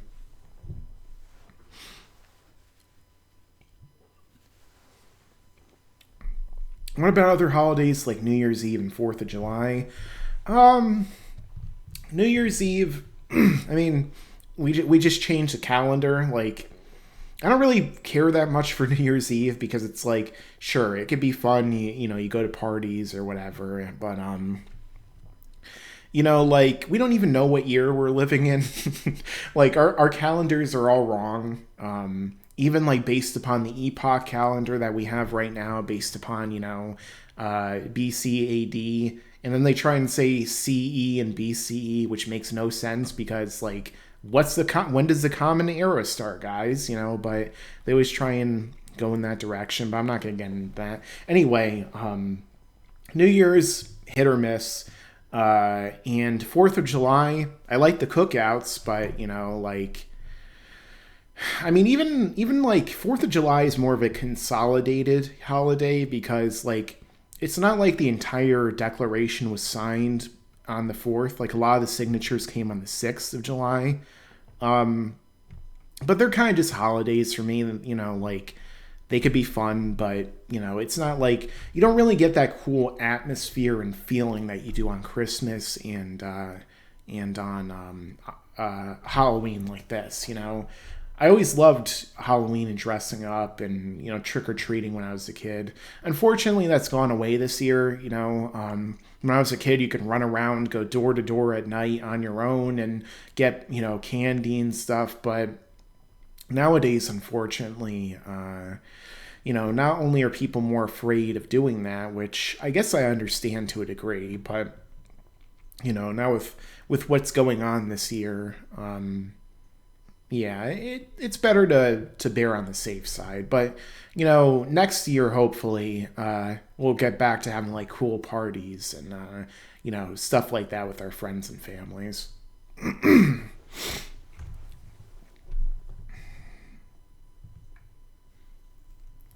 Hey, it's Andrew Garfield. I hear that you're coming back in the next Spider-Man movie, so let's see if this one's actually good. But it seems like you want me to. It seems like you might want me to say a classic line from my most recent Dragon Ball Super review, which you should check out. And this is to plagiarize even further beyond. Ah! If I was doing a real scream, it'd probably just destroy my microphone, so. Wait, I have a better idea. And this is to plagiarize even further beyond.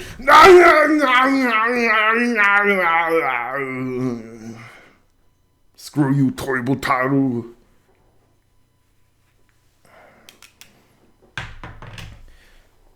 I wonder what would destroy my throat faster, doing death metal or Harold taking over.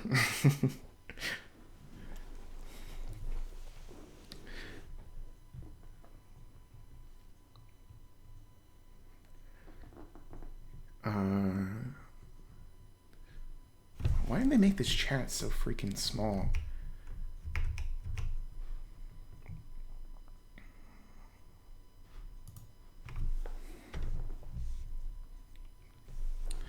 Okay, Dragon Ball Super Broly might be the best movie, and that's including all the Z movies. I mean, I could definitely see a good argument for that. You know, it's definitely up there for me, top 5, top 3. But, you know, I need to go back and rewatch all of them. My favorite was always, World's Strongest. I love World's Strongest, you know.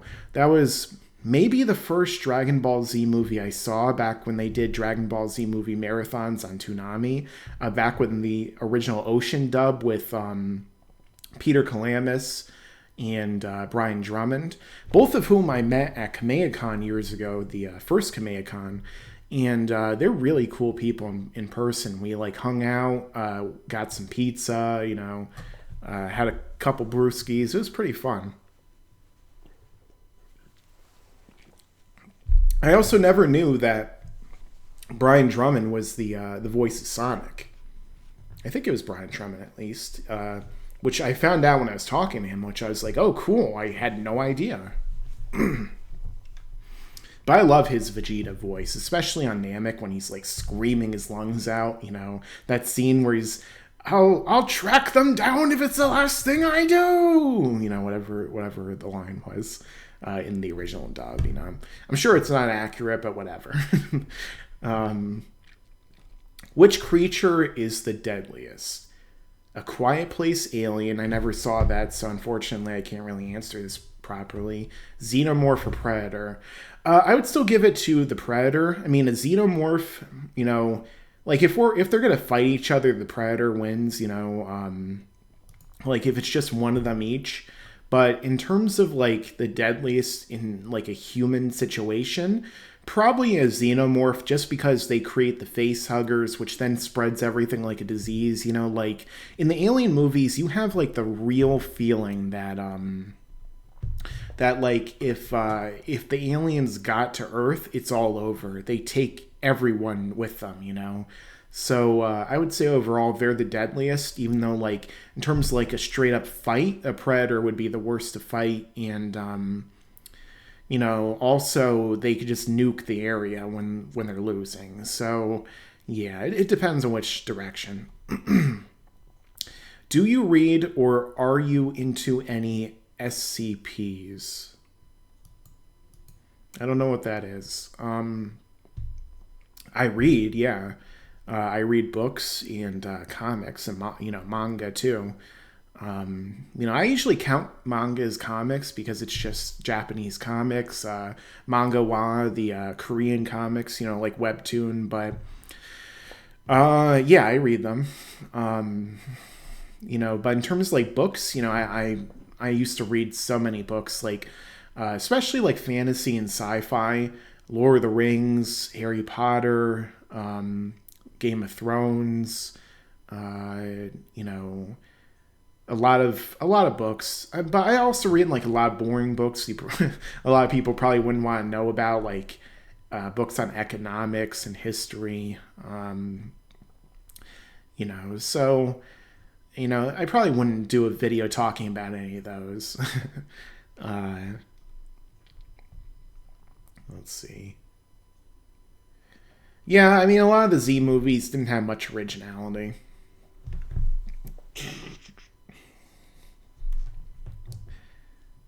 Andrew, how do you feel about potentially being in the new Spider-Man movie?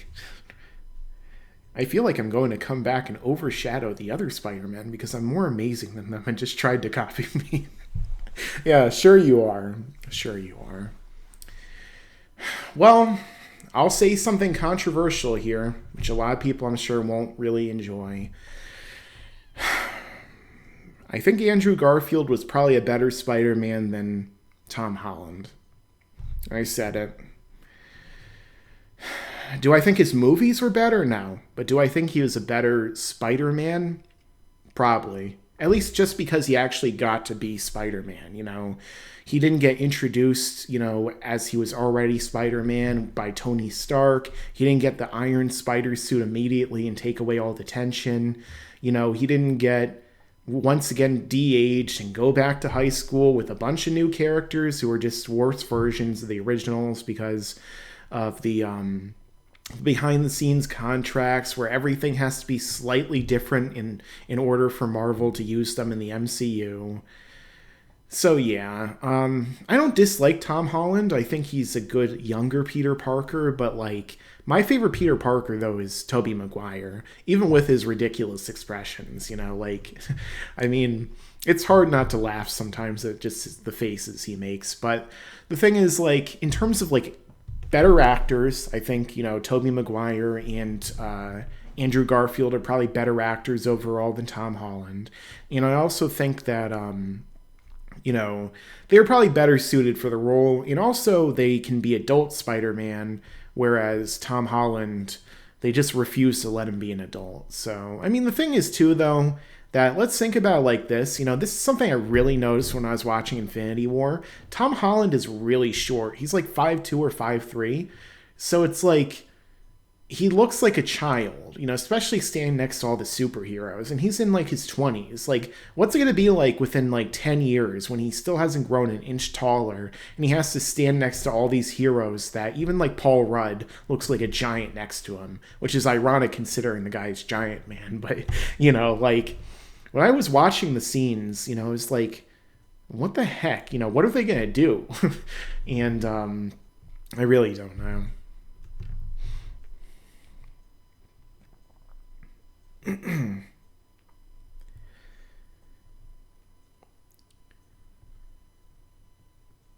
Oh, so the SCP verse is a fictional universe made up of Lovecraft type environment. You would enjoy it. I like H.P. Lovecraft stories in his books, so yeah, I'll have to look that up.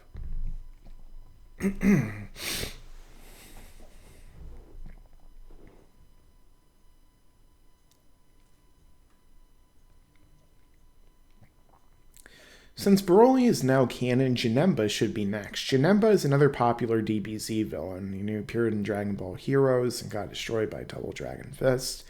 Yeah, I mean, Janemba is a great concept for a villain. You know, like, it wouldn't be too hard to make him either. You know, basically you just have the embodiment of evil from hell. You know, like, all of the evil spirits, you know, so much evil has flown into hell, so much power that it comes out as Janemba, you know. But the thing is, like, if I had my choice, I would do something completely different than's been done before. I mentioned a while back that I'm actually doing my own story for Dragon Ball Super, which I would like to be able to come out this year, but I'm not too sure at this point when it's going to be done. You know, I'm almost like George R.R. Martin, where it takes me a while to write anything, but that's because everything I do, I try and make it as in-depth and fleshed out as possible. So, you know, like, my story is going to be completely different from, you know, what's happened before, you know. So when it finally comes out, you know, I'm working with some talented artists in this community to try and bring it to life. You know, so we'll have to see how it comes out. If you guys enjoy it, I hope you do. But, you know, it's something, it's kind of going to be like me approaching it from, it's going to be like me approaching a story from if I got to do only one arc, or if I got to, like, if this is the only arc I could really make with maybe a possibility for something next, if it does well, then that's how I'm going to be approaching it. You know, it'd be fun to do like a little Piccolo arc, a little Gohan arc, you know, things like that here and there. But I'm just going like full balls to the wall and just like giving you guys an idea of, you know, kind of the direction I'd like to take everything in and how I would try and resolve a lot of the issues. The power scaling, the inconsistencies, try and make certain characters from the end of Z more interesting, take the story past the end of Z, and, you know, finally address everything in just one big event film, I guess you could say. Because, you know, it's an arc, but it's also like I'm approaching it kind of like an event film. So, you know, I think that you guys will probably enjoy it. You know, if you like my content, you know, it's finally me just saying, okay, you know, I've talked enough about what I would change. Here's what I would do. So hopefully you guys will enjoy it, and you know, I definitely think that it improves upon certain things. So am I gonna say it's like as good as the Cell Saga or the Saiyan Saga or the 22nd or 23rd tournament? Of course I'm not gonna say that. That might be a little ridiculous to say, but you know, the thing is that I'm just, you know, I'm still going to try and put out the best story I can for you guys. So I hope you'll enjoy it whenever it finally comes out.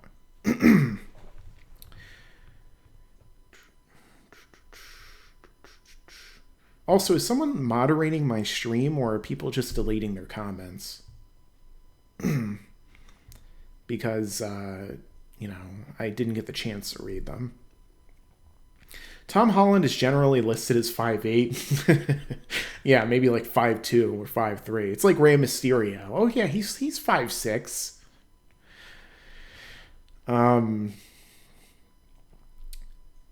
Let's see. What two franchises do you wish could be merged into one? That's a great question. Let me know your thoughts in the comments of what you think should be merged. For me, what would I put 2 in 1? Let's see. I mean, a crossover between Dragon Ball and Yu Yu Hakusho would be cool. I mean, they kind of could fit together pretty seamlessly. You have King Yama is in both of them. Koenma is Enma Jr., you could have them realistically coexist. At one point I considered like doing a story of Yu Yu Hakusho versus Dragon Ball Z. I would have to obviously set it during like an earlier period because Dragon Ball Super right now would easily defeat Yu Yu Hakusho, but like I feel like Yu Yu Hakusho's power is pretty underrated. Because, like, if you go back and you read the manga or watch the anime in Japanese, there are certain things that characters say that kind of gives you an idea that they're way more powerful than anyone, like, normally gives them credit for. Like, Sensui, for example. Oh, I can only use 1/8 of my power or else I'll destroy the planet. It's like, yeah, why do we think that the strongest are only Planet Busters? Wait a second, Ryzen is 100,000 times more powerful than Sensui? What the hell? Yeah. So I guess we'd have to figure out, a lot the scaling there. Yu Yu Hakusho and Hunter x Hunter would be cool as well, but I don't think they flow as well into each other, combining demons and the spirit world with what's going on in Hunter x Hunter, which is more grounded on Earth and a fantastical Earth, but still, not really as dealing with that kind of idea, whereas Dragon Ball definitely did. If Goku learned Force Spirit Vision in DBZ, would he have easily been able to cancel out 1920's energy absorption, cell absorptions of 17 and 18, boost absorption, Gotenks, Piccolo, and Gohan? Yeah, I mean, theoretically, he should be able to split all of them. It depends on how far it goes. Like, could Goku separate the mechanical components from the androids? Or, Vegeta, I guess, since he's the only one who really learned it. Could Goku separate all of the cells within Cell because they're technically taken from other people, which means, could he take all of Cell's absorbed energy as well and give it back to the people? I mean, Cell didn't just absorb their energy, though. He literally, deconstructed their bodies and turned their bioextract into fuel for his power. So, I don't know if it would work for that. I don't think all the people in Ginger Town would just come back naked, So, it depends on what the limits are. I feel like Toyotaro didn't really develop it well enough at this point to really know for sure because, at first it didn't seem like you need to touch your opponent to use it because of the way that they originally showed Vegeta using it on Planet Yardrat, at least off screen, and then the after effects. But at the same time, we would have to figure it out.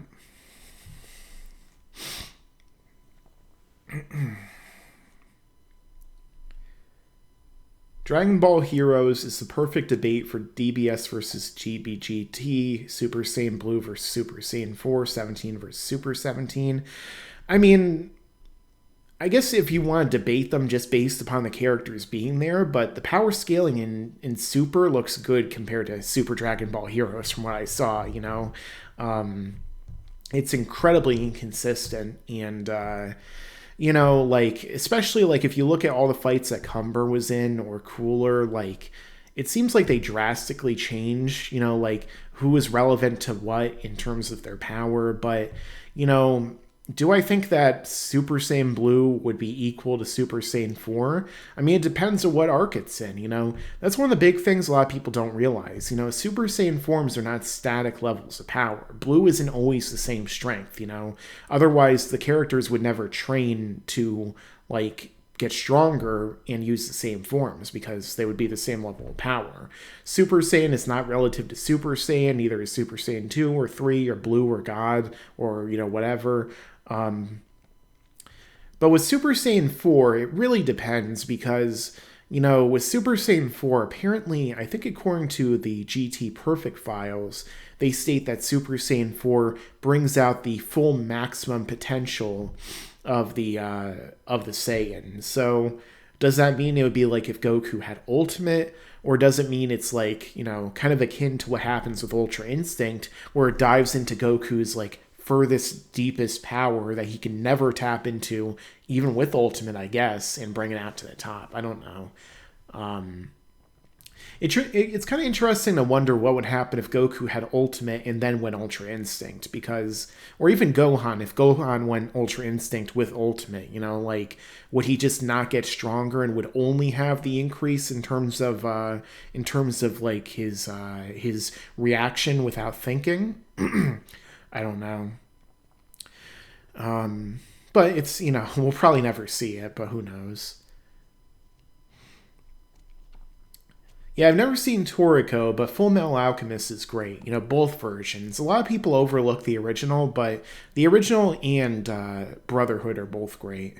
Although I prefer Brotherhood. Except for the CGI for Greed, I think, or Envy, when she's in her monster form. That looks pretty terrible. That's something I'm still not really a fan of in anime, when they overuse CG. It never looks good for me. And, it still hasn't got to that point where it does, like a lot of modern anime, I'll be watching them and the characters literally look like cardboard cutouts standing in a 3D environment sometimes, like I try and get past it because the story is what matters the most to me and the characters, but like when it looks like that and I'm watching on my 4K screen and it just looks bad, I'm just like, That's why I prefer 90s animation overall, or at least not 90s animation, but the hand-drawn cell animation, stuff like that. If I ever did my own anime, that's how I would do it. At least if I had the budget for it, or if I could convince the people who made it to work for really cheap.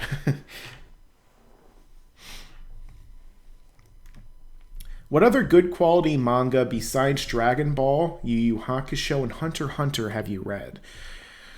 JoJo's Bizarre Adventure. That's one of the manga I've read recently that's, one of my favorite anime and manga franchises, I know it's basically a meme at this point to go watch JoJo, but it's something I recommend. Honestly, like, I'm a bigger anime fan than I am a manga fan, so, like, usually what happens is I will I'll watch an anime first, and if I like the anime enough, I'll go and read the manga. I'm not usually someone who like goes out of their way to read tons of manga on its own, but I've been trying to get more into doing that. There's only so much time in the day, like between videos and other stuff I'm doing. Sometimes it's kind of hard to squeeze it in, but I'm trying more and more to read more anime, or to read more manga, and watch more anime and movies and shows and read more books and this and that. If only days were twice as long, Or if I was like the Flash and I can read a library in 10 seconds.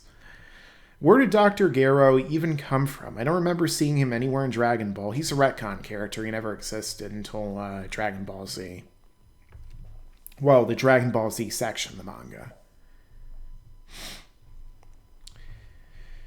How do I have this many subs and that only this many people are watching? Because that's how YouTube works. What am I going to tell you? I wish 120,000 people are watching the stream right now, but that many people don't even know that I'm streaming right now. They have no idea because it's not being shown to them. That's why I always ask you guys to make sure to like, subscribe, share the videos because, we're always having to fight the good fight against the algorithm and a lot of other things that are impacting this channel. So. you know, definitely I try and make content you guys can enjoy, and you know, we got to work together to try and get out of its evil grasp, I guess you could say. Let's see. I saw a little bit Steven Universe. I wasn't really into it. I don't know what Enchanted is. I watched some of Ben 10 years ago when it was first on TV, and I thought it was all right. That's about it. Let's see. You would merge The Walking Dead and Trailer Park Boys. I never saw Trailer Park Boys, but it seemed pretty funny from like what I heard. Maybe that'd be funny to watch. I mean, a lot of the characters in Walking Dead are kind of like rednecks anyway, so it's like, what's going on over here? There's zombies. Demon Slayer using CGI bothered me a lot. Yeah, I mean, that's the thing. Like, when there's so much CGI, it just kind of detracts from the picture for me, you know? Like, it's just like a big fad that they're doing, but I really hope that, like, the CGI anime that we see on Netflix is not the future of anime, because one of the main appeals for me is the 2D animation, you know, the actual real like animation done by hand, and you know, drawing all these different frames and cells and moving them slightly, which is basically like stop motion animation to a degree. You know, all that stuff always was interesting to me. You know.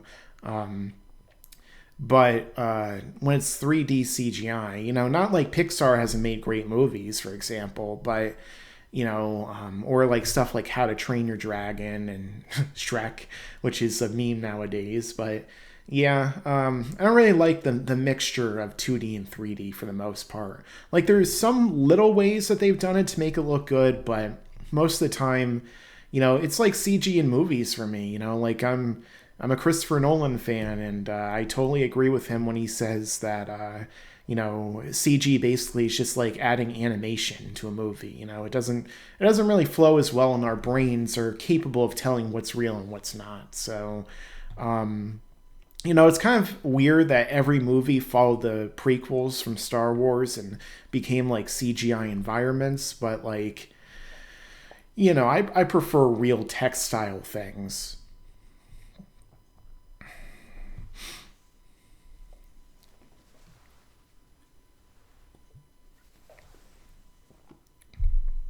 Yeah, Bacterion was pretty funny.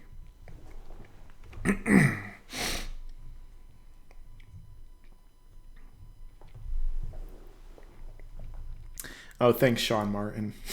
I appreciate it. What happened to Dragon Ball Nation? He hasn't made a video in years. I mean, he's done videos on my channel, but like, yeah, he moved on. He has his own job, and you know, a lot of YouTubers kind of had to move on, you know, either because of the algorithm or because, you know, like, when you do YouTube for so many years, like, you get burnt out really easily. People don't really understand how much work goes into YouTube. Like, they think that's me just sitting around like this talking to you guys, but even this took like a little while to set up. But like, whenever I do a video, it's like take after take after take after take of me like doing lines of audio and, you know, like editing everything together. Like, you know, I can have a video like just yesterday I recorded a video, my Mandalorian review. It's like 30 minutes of like raw audio, and I had to cut out a lot of things and condense it down and, you know, turn it into the video.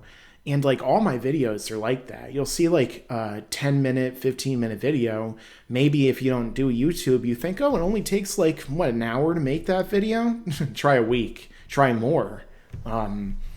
So like, when you're intensely like, when every single day you're like coming up with videos, you're writing scripts, you're editing videos, you're spending hours and hours and hours of hard work, you know, more than 40 hours a week. You know, people say YouTube isn't a real job. Try working 80-hour weeks, you know, like, try working more than that, you know, just to put out videos. And then, like with these guys, they worked, really hard on their videos too. Like Black and Fist, for example, like he would spend so much time and put so much effort in his videos, and then he'd upload it and get 5,000 views because, God forbid, a string of numbers says you can't get as many views as this other channel that's using a clickbait thumbnail and title. Oh my God, Goku and Gine have...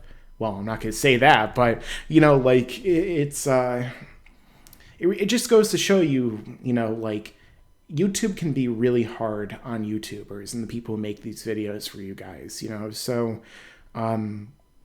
definitely support. If you have a channel that you really like and you want them to stay around, make sure to show up and watch their videos, comment, like. Even if you don't think you have something really, really insightful to say, just the interaction helps. Just the support helps. If you could support like a favorite channel of yours in any way, just go for it. Because, even if someone has 1 million subscribers, you might think, oh, they don't notice me, they don't care what I have to say, but that's not true.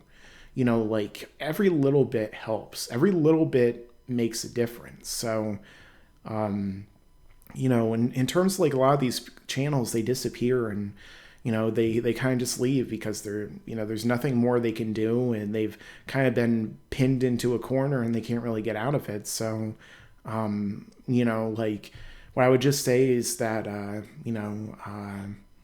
unfortunately, it happens. Even like big channels, it's not even just small channels. It's like giant channels with millions of subscribers. Like even they get burnt out. Like, you look at a channel like, I don't know, PewDiePie or Mr. Beast or whatever. And like those guys, they have like producers, they have people that are helping them. They're millionaires. They have like tons of teams of people helping them. But it's still a lot of hard work. Even if you just have to stand there, like Carl Smallwood, for example, from Fact Fiend, another channel I recommend. He has some fun videos, which are just him standing on a green screen, Even he's like, oh, I got lucky with the algorithm, and that's the reason why I'm doing well right now. That's what he says, it's true. And, even that, like, just standing in front of a green screen, drinking beer, doing video after video after video after video. I mean, just imagine having to have your voice like constantly going at the tone and the inflections and everything that you're trying to go for. I'm not trying to oversell anything, by the way. I don't want to make it seem like it's, like I don't think that doing YouTube is as hard, as like back-breaking manual labor in like some of these things.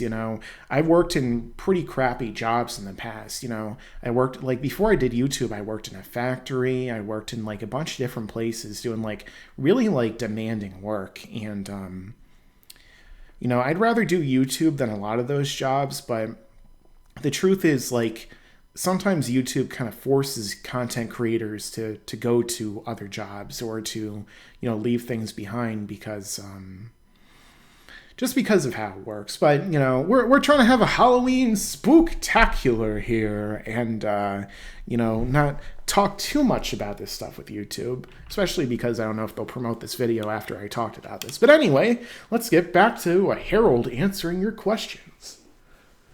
At least we have Josh on Twitter. What the hell are you talking about on the Twitter with the stupid birds, with the blue bird? I mean, come on, it's bullshit. All of it, the cabinet minister. You dropped the 6 of us in a meat grinder. Damn it, Dylan, you used to be somebody I could trust. You son of a bitch.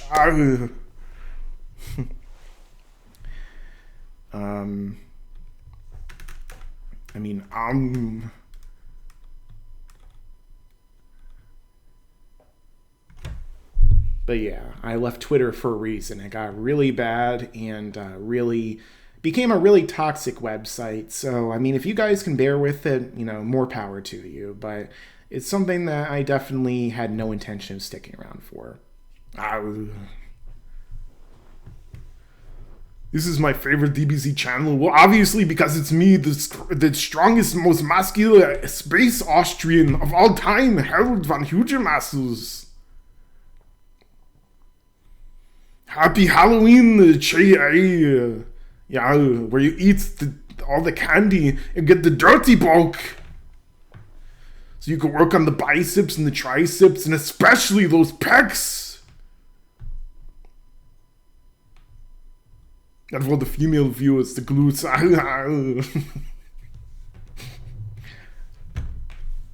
Now, Harold, we have to be more PC, remember, in this day and age. Screw the PCs! I'm a Mac man all the way!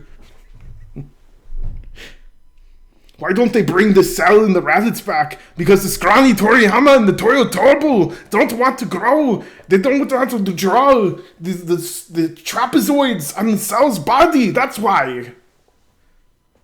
Who's the scariest Dragon Ball Z Halloweenish character? Obviously, me! Just put me in the series already, and I'll one-shot everyone with ease. It won't even be funny. I'll be bored.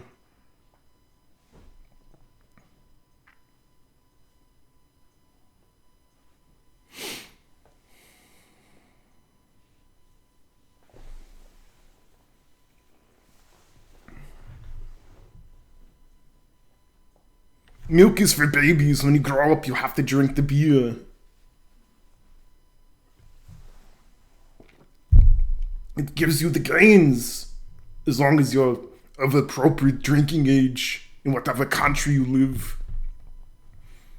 If you live in Ireland, the answer for the age is yes. Have I seen the Deadpool movies with the scrawny Ryan Reynolds? Yeah, with his gross avocado gains. I mean, just look at that. That's what happens when you eat soy instead of the protein powder. You just snort the protein powder. Don't even eat it. Eating it takes too long. How else are you going to be a natty 5%er? I'm a natty negative 5%er. If you count going into a giant supermassive black hole as being natty.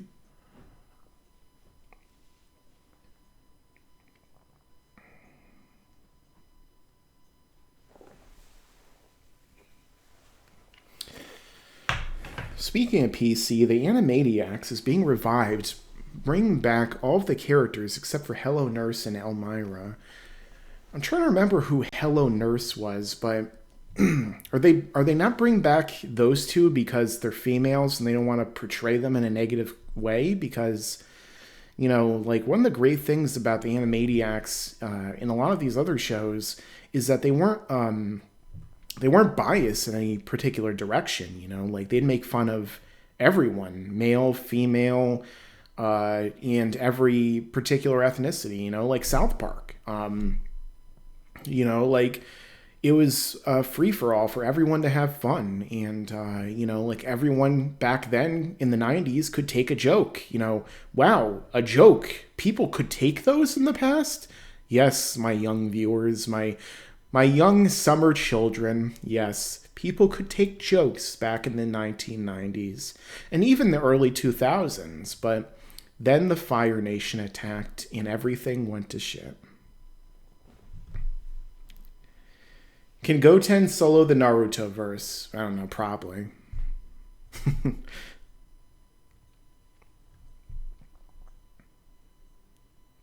Yeah, Pinky and the Brain are from their show. I think they had their own show at one point, though. I used to be a big fan of all those. I actually, at a convention, I actually met the guy who did the voice of Wacko, I think. He's the one who did the country song, where he, like, you know, he sings the name of, like, every country on Earth. You know, he does that, like, every convention. He's one of those cool celebrities that will, like, he doesn't even have a problem with doing that. You know, like, some celebrities are like, oh, I'm so tired of saying and doing these things, you know? Like, I'm sure that Chris Sabat gets tired of saying it's over 9,000 or it's over 8,000 over and over and over and over again, you know? Yeah. He was definitely, he was a cool guy. And he had no problem with doing things for his fans. So, you know, that's certainly something I appreciate. You know, it's always good to stay humble and you know, good with your fans. And yeah, I thought they did. Yeah, the 90s were just, they had so many great shows and movies, you know, like, You know, it shows why right now we're basically getting into the 90s nostalgia era where, like, they've exhausted all the 80s nostalgia. So here come the 90s again. Sequels to everything that came out in the 90s. The people that were famous back then that people just forgot about for whatever reason are coming back. I can't really complain, you know. I grew up in the 90s and now I can, you know, go and watch the exact same crap, but done worse. What's that? You're making live action versions of things I enjoyed when I was a kid that were done by way more talented people? Okay, sure. I'll pay money to see that. I'll totally pay money to go see Lion King 2 3D CG. I'll totally go see Aladdin Return of Jafar again, but done worse. How about now?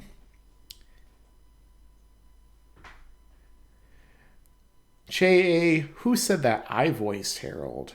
How didn't, you know, like, how do you know that it's not just Harold sending his gains back in time to take over my scrawny body just so that we can voice, so that he can actually talk to you guys, that is.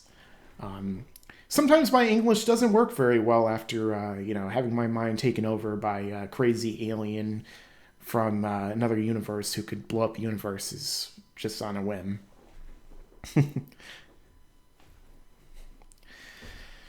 I didn't get the chance to meet Sean Schemmel, but, you know, I would have liked to.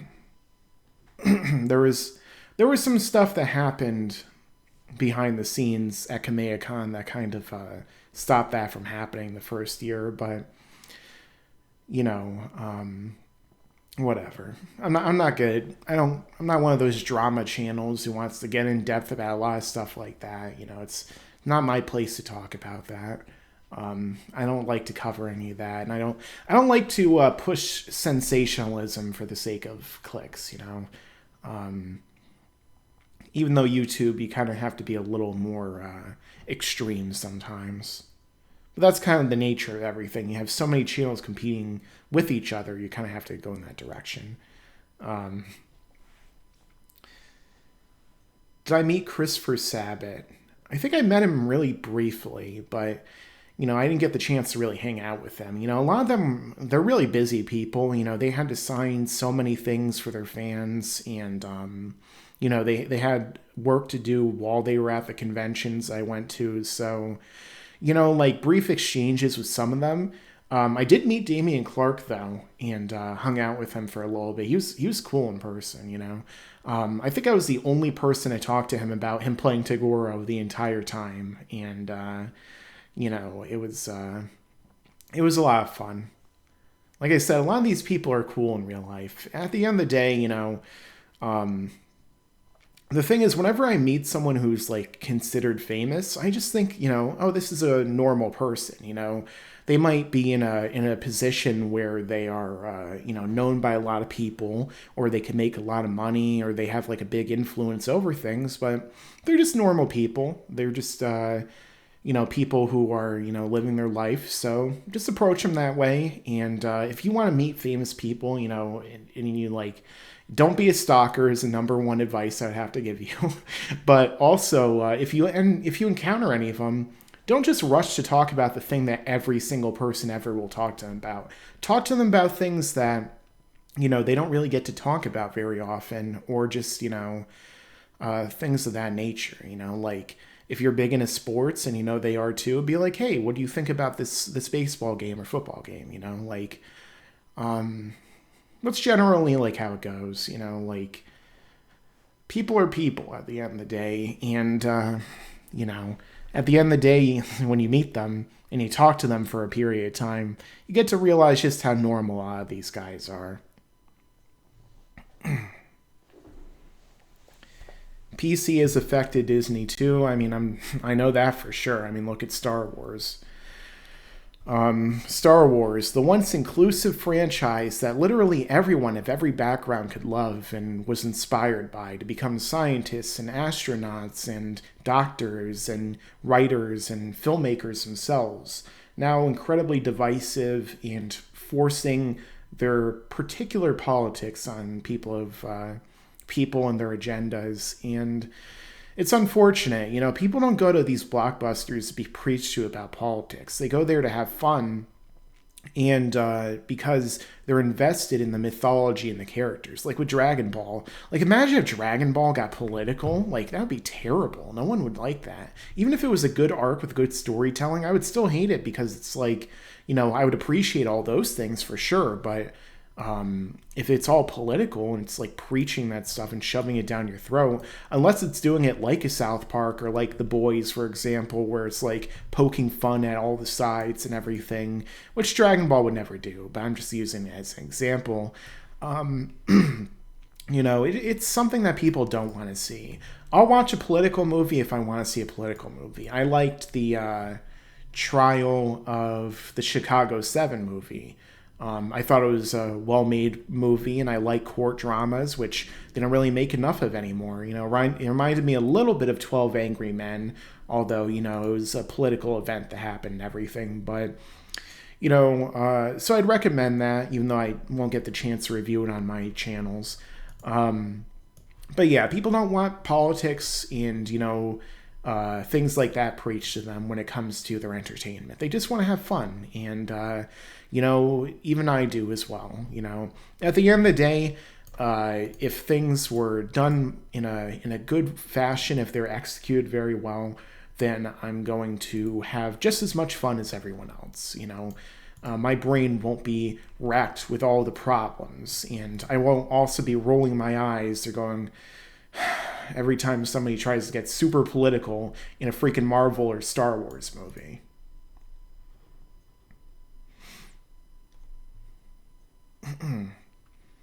Would you go back to Kamehacon? I don't know.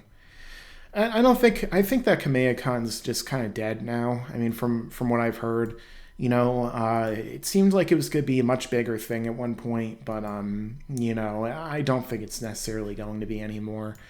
Just after all the drama stuff that happened, not even just involving, like that, everything that happened. I don't really like to get into it. I don't want people to take me out of context, or, I don't want to be featured on some drama channel because I'm talking about this or that, I just try and steer clear of it. Okay. That's why I didn't talk anything about, Funimation and some of the stuff happening there, because I just don't think it's worth it to talk about it, at least from my perspective, because that's not what I'm here to talk about. I've never made a video like that, and I'm probably never going to, because it's not really my business to talk about it, but also at the same time, I don't know, it's not something I really like to do, at least on YouTube, not necessarily something I'm super into talking about. But I'm sure most of you guys know what I'm talking about anyway. That's the great thing about reading between the lines and having subtext and, and kind of talking ambiguously. A lot of times you guys, you'll be able to get what I'm talking about. But, I also like it, where I try and keep my viewpoints on things a little ambiguous too, because, if you know exactly what I think about everything, then, that also kind of frames and shapes your perspective on my content, which I don't think it's really worth doing. That's another reason I'm one of those channels who you're not going to hear talk about this election in America at all, and for good reason. So if you guys have any questions about that, I'll defer to this right here. My cat really wants to come in, and he's ready to high my door, but, not necessarily sure this is going to be a cat stream for now. I haven't seen Gintama or Gintama, but it does seem like something that could be pretty cool for me to check out at some point. I think Dragon Ball Nation was actually telling me how much he liked it, so Yeah. I'm sure I'll watch it at some point. It's just like a show like that or One Piece or Naruto can be really daunting because, typically I go for like shorter shows so I can get like a quicker understanding of them. And, like if I watch it as it continues to go on, I'll be caught up as opposed to like having to watch 1,000 episodes or, even skipping the filler, having to, catch up that way. But, the thing is that ultimately, I try and go for shorter shows. Just because it's much easier for me to watch them. Let's see. I'll be right back again, guys. Right back to the Spooktacular. Leave your questions for me now, and I will try to answer them when I get back. Ooh.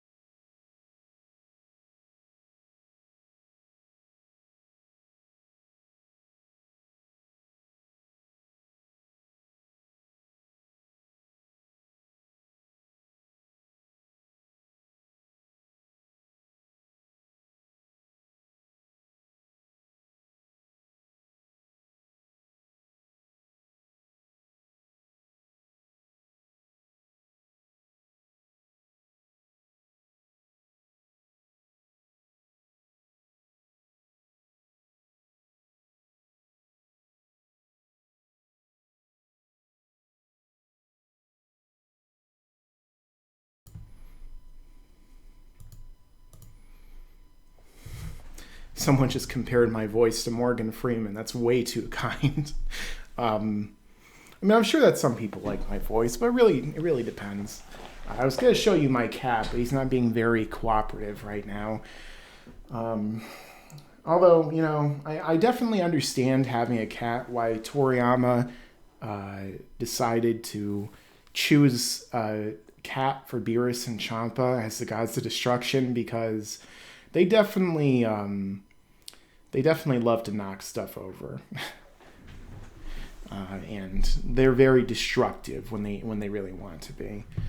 But thank you very much for the compliment. Battle of Gods or Resurrection F, by far Battle of Gods. I rewatched both of them before I saw the Broly movie, and I still really enjoy Battle of Gods, although it definitely has its issues. But overall, I would certainly say that Battle of Gods is better. But I don't know if it was the theatrical experience, or if it was, or if it was rather the just overall. But I did think that the Broly movie was better than Battle of Gods. So, Battle of Gods, though, is a movie I still really have a warm place in my heart for, because the fact that, it's Toriyama coming back to the franchise, technically, in anime at least, because he did come back with Jocko really briefly, with that little tie-in at the end with Dragon Ball Minus, which I know a lot of people hate, which I don't hate it, but I definitely don't like it as much as Bardock, the Father of Goku special.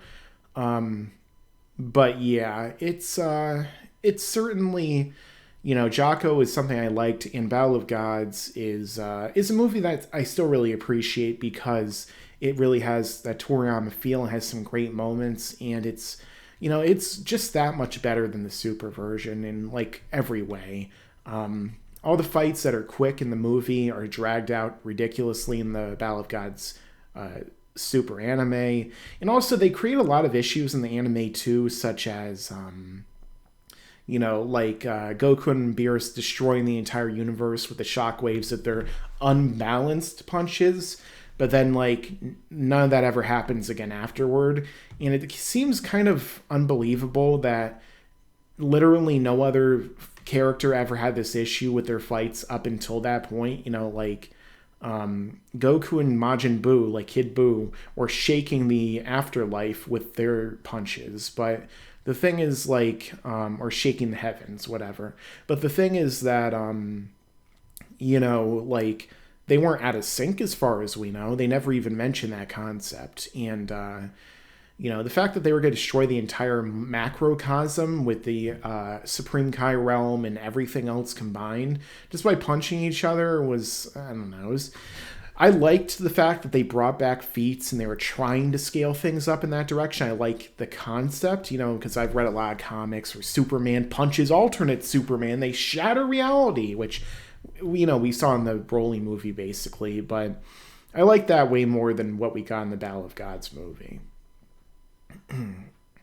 Hunter x Hunter is dope, but the pacing is slow. I guess it depends on what arc you're talking about. Chimera Ant, definitely. I know people hate it when I pronounce it Chimera instead of Chimera, but that's one thing I'll say about the Hunter x Hunter fan base. I'm a member of the fan base because I love the show and the franchise, but chill a little bit on the pronunciations because Togashi doesn't make it easy for people from the West to pronounce the characters' names.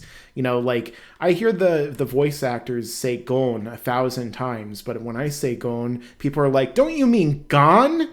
And when I hear them say Kurapika, everyone's like, ugh, don't you mean Kurapika? Or Kurapika? At least people seem to know Leorio, it's not Leorio, it's Leorio, because he makes the joke, but, chill a little bit. I mean, you gotta remember, they're saying chimera because it's Japanese saying a word from Greek, which is chimera, it's not like chimera was a word they invented for Hunter x Hunter, or, do you want me to say Greedo Island too? Greedo Island! I guess I'll say it in the most Japanese pronunciation possible, but people will still get mad at me. Jocko has his own manga. Wait, what? Yeah, it's great. I own it. I don't have it with me right now, or else I'd show you, but it's a lot of fun. It's, classic Toriyama. It does do certain things that kind of mess up the continuity, like inventing Bulma's sister tights. Showing that Bulma did some crazy stuff when she was a kid. The fact that Jocko was sent to take out Goku and then he just kind of wasn't paying attention when he arrived. The fact that Goku arrived as as a toddler, not just a little baby, and he had the Saiyan armor, and there's a lot of things that it didn't really handle very well, but ultimately, I really enjoy it, so it's worth checking out. Why do people keep saying key control? I don't understand. I don't. I mean, I think Resurrection F, maybe its animation looks better, but you can go back and watch my review of it from when the movie came out. I didn't like it then, I still don't like it now. I feel like the whole movie was a mistake, If the movie had been placed, during the Cell, period, maybe right after Cell, and you had kind of a Garlic Jr. situation where the Z Fighters had to fight Frieza, who came back stronger, it would have made more sense. Frieza trained for, a long period of time with super training and got stronger than Cell and the androids. Sure, I'll buy that, whatever. There's 7 years of time between Gohan beating Cell and the Buu Saga. You could fill that in a little bit like they did with BoJack. But the fact that they put it after Battle of Gods, and the fact that Frieza got so strong, he got even stronger than Super Saiyan God, and the fact that Super Saiyan God is made pretty much irrelevant in that movie by introducing a new form, it's just, there's just a lot I don't like about that movie. The fact that they screw Vegeta out of the win at the end when Goku already beat Frieza, he already, Vegeta still had some lingering connective tissue to Frieza, there's still a lot of things that just really just bother me about that movie. So if you like it more, then sure, you know, it's your opinion. You can like whatever you like, I guess, but I don't. I really don't like Resurrection F at all. Well, there are certain things I like here and there, but that's, you know, pretty much next to nothing.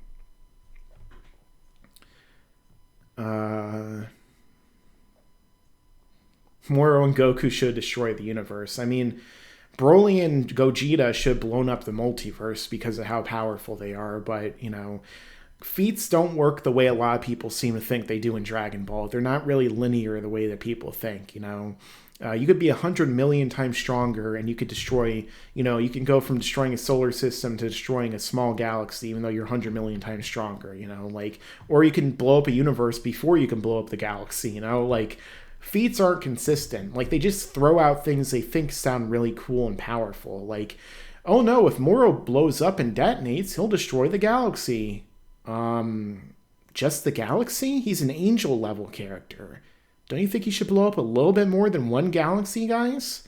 Or like, you know, when Zamasu was fighting against Goku, I'll destroy this entire galaxy. I don't need it anymore. I mean, that sounded impressive when they were writing. Wow, a galaxy. You know, but in reality, who cares? You know, it's a galaxy, big deal. You know, Broly kind of destroyed one at one point. Wow, this is impressive in Dragon Ball Super, you know, but that's just how it works. Like, people put a little bit too much thought into these feats sometimes, you know. Dragon Ball Super and Dragon Ball as a franchise, the power scaling is primarily comparative. This person is stronger than this person, which means that they're stronger than this person, and vice versa, you know. If it was DC or Marvel, then sure, maybe I would do a video being like, well, Superman was shown to be able to vibrate his molecular structure to save the universe and could shatter reality with his punches when he was going full power against other Superman, and was able to fly so fast that he broke into the presence's dimension and spoke to God himself, and he does all these things, you know, like, that's how it works. But like, when people are like, oh, Mike, you know, you don't mention any of this stuff in your power scaling about Dragon Ball, they didn't write any of this stuff either, because they don't care. They don't actually think about real science when they're actually making this stuff. They don't put any of that thought whatsoever, because Toriyama isn't a scientist. He's not Grant Morrison. He's not going to write a story where, oh my god, the sky exploded and we need to punch a hole in nothingness to stop Dax Novu and the monitors from overcoming all of us. None of that happens.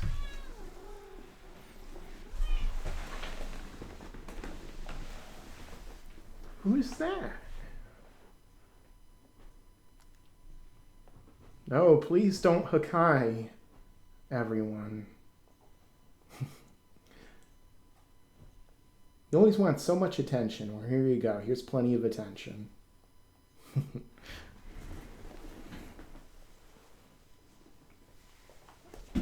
And now you don't want attention anymore. All right.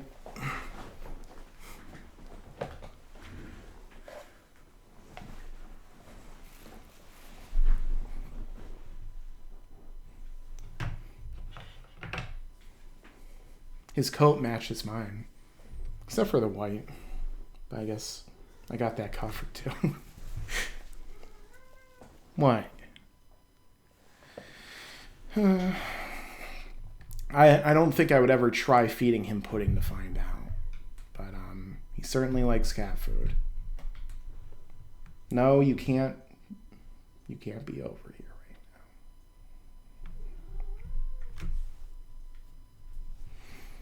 I don't know, maybe I could do a good Whis impression, you know. Oh, Lord Beerus, please, don't Hakai my stream. It is very naughty for you to do. And stay away from my microphone because you're going to ruin everything. What are you doing? No, you can't talk into the microphone. You're a cat. That's not what cats do. Come on. You're in a very dangerous area right now.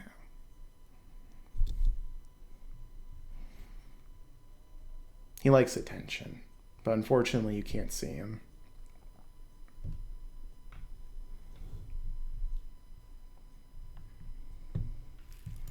Come on. His name is Penny. Which is also one of his favorite toys.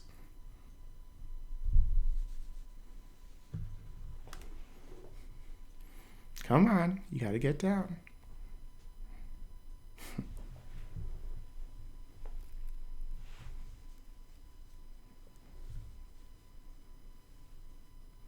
DC is not comparable to Dragon Ball. I mean, it depends on which DC we're talking about. I mean, the one above all from, well, I should say the Presence or the Overmonitor. I mean, what the heck is Goku gonna do? Punch infinite nothingness? You know, like... you know that space that they were in during the Tournament of Power that easily withstood literally everything? Have Goku try fighting that. You know, it's not going to work out very well.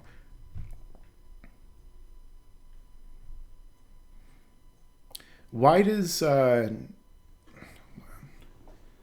Gogeta get more love than Vegito in Super? Because, let me see. Because, probably just because he won, and he was in a cool movie with great animation. I mean, Gogeta has his fans. Vegito does too. You know, it really depends on who you are, which one you prefer more. I mean, I don't really mind either way. You know, like, I like fusion as a concept, but unfortunately, it didn't.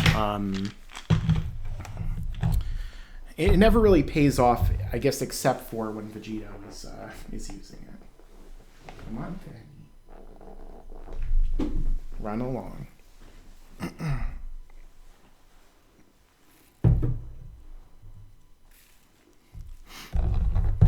This could be an interesting video for people to watch later on. But yeah. If you guys have any last minute questions or super chats, make sure to let me know, because I'm going to probably be wrapping up sometime soon.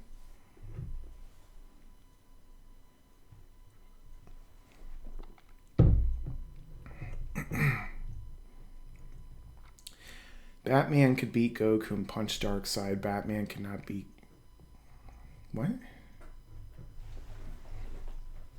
Anyone can punch Darkseid. I mean, he's an avatar, you know, like, I could punch Darkseid in the face. It doesn't mean it would do anything. It would just break my hand, you know, like, you know, people overrate sometimes what Batman did, you know, like, tons of people could hurt Darkseid's avatars, but, like, compared to, like, the full power Uxas, you know, you're not gonna do anything to him, you know, like, can Goku really fight full power, destroys the entire multiverse just by stepping into a Darkseid? I don't think so.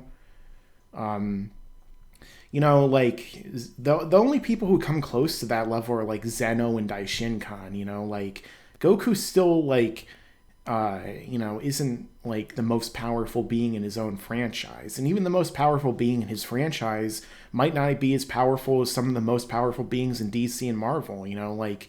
Can we really say that Zeno would beat the Living Tribunal? Can we really say that he'd beat pre-retcon Beyonder or Molecule Man or Franklin Richards' Full Power when he has Galactus as his herald? Can we really say that Zeno could beat the Presence or the One Above All or the most powerful Celestials or Darkseid at his most powerful or Thanos at the heart of the universe or the Justifier or, you know, Galactus with the heart of the universe, you know, like... I you know, I know that a lot of Dragon Ball characters would just destroy most of characters in fiction, but that's why I always try and say most, because, like, a lot of people, when I did those videos about Yamcha and about, you know, Dragon Ball characters who would beat most of fiction, you know, they didn't really get what I meant by most, because most could be 51%, you know, like, most of the most powerful are at a very low percentile in terms of, like, the actual amount of them. You know, like, the Sky Father levels, Celestial levels, characters above that, those are characters who can tangle with characters like Goku and Vegeta and Beerus and, stuff like that. And some of them are probably even stronger than Zeno. You have Zeno, who we're told is infinitely powerful, or, he could erase a multiverse. Now, obviously, that's a really powerful and impressive threat that he can wipe out universes in an instant, I'm not going to put that past him, but so can Living Tribunal. Living Tribunal can not only erase, but he can also separate. There's one comic where he took a universe and split it from a multiverse that it was connected to as, punishment, and a lot of these characters also only have, they'll have, multiversal forms, but then they'll also have, one true form that transcends all of time and space, Zeno has one... Sorry. There's only one Zeno in every universe, every timeline has a Zeno. So that means that Zeno is bound at a certain level of dimensions. He's not a true, 10th dimensional being or whatever. Even though he has really impressive feats for sure. But, even if Zeno and the Grand Priest, who are much more powerful than Goku, at least in terms of destructive capability, can't beat these people, and then obviously Goku can't either. And, Batman could never actually beat Superman unless Superman is, significantly weakened and holding back, and, Batman has, every single possible thing going for him, and he has, infinite prep time, every time that Batman has beaten Superman, it's been because of BS plot-related reasons. Because Batman's a human with peak human abilities and, incredible training, but he would never beat Superman when it really matters. When Superman is, bloodlusted, going all out, it doesn't matter, Batman loses, the closest, maybe if you say he uses, hell armor or whatever it is, but he's not really going to beat Superman, most of the time, because Superman is one of the most powerful characters in all of fiction. Does that mean that Superman infinitely wins against Goku 10 out of 10 every time? Of course not. A lot of people really overestimate Superman's fighting speed, combat speed, and underestimate Goku's. But, it doesn't matter how powerful Superman's punches is if he can't actually hit someone with them, Superman could fly super fast in a straight line. He could throw 1,000 punches a second or whatever, but I'm sure he's even more powerful than I'm giving him credit for. I don't want to downplay either side because I like both sides, but the truth is, if Goku's going 100 trillion times the speed of light and can hit Superman 1,000,000 times every time Superman could throw a single punch, and Goku's speed blitzing him in a circle over and over and over again, what good is it really going to do? But again, I'm not getting into that debate because it just goes on and on and on, and it's not really necessarily worth debating about anymore, because if the two of them met, they would hang out and have fun. Maybe they would spar. That's about it. They're never going to have a real bloodlusted fight against each other, and I really don't care if they do, because I don't have any interest in seeing them fight, Would I like to see them team up to fight someone? Sure, that'd be cool. Would I like to see Superman learn ki? Or, them swap universes? Sure, that'd be fun. But does that mean that it's going to matter? Are they going to, is it ever going to happen? Unless, Disney buys literally everything ever, then it's never going to happen. I mean, Disney technically has the rights to the live-action Dragon Ball movies. A lot of people don't know this, but they do now because they bought Fox. And Fox had the rights for the live-action Dragon Ball movies, so realistically the rights would divert to Disney. So whenever we inevitably get some Dragon Ball movies, live-action, I just hope they don't suck, and, they're not just leading up to a pointless crossover. Where everyone is made to look equal, just like Freddy versus Jason. And we came full circle, people. How many times have you seen T2? I literally could not tell you. I have lost count. Hundreds. I really don't know. It's very, it's a lot. I've also seen Titanic many, many times. Not of my own will, and I hate it. James Cameron made both my favorite and least favorite movies of all time. Talk about an influential director. Could Beerus defeat Trigun? I don't really think I know enough about Trigun to give you a good answer about that. The most I know about him is from, like, the Teen Titans, and even then, you know, it's not like his most powerful form from the comics.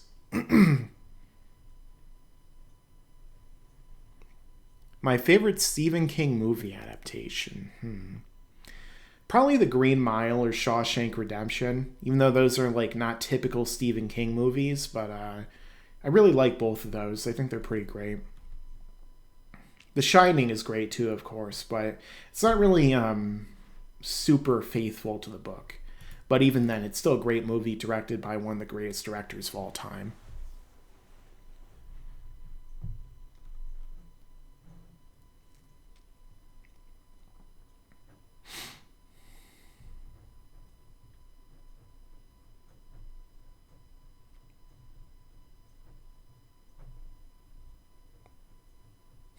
Mickey's power is immeasurable. Yeah, I mean, at the end of the day, Mickey Mouse could beat everyone Dragon Ball and everything else that he owns because it is the House of Mouse after all.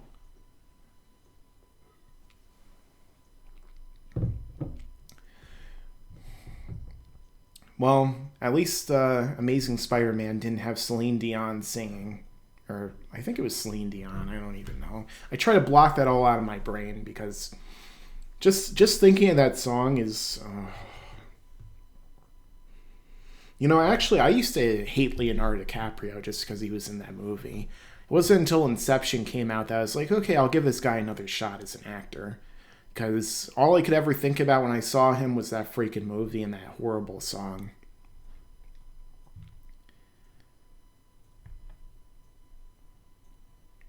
Dragon Ball Evolution 2 when Hell freezes over. So probably this year. We still got a month or two left. Can't wait for the zombie apocalypse in the asteroid.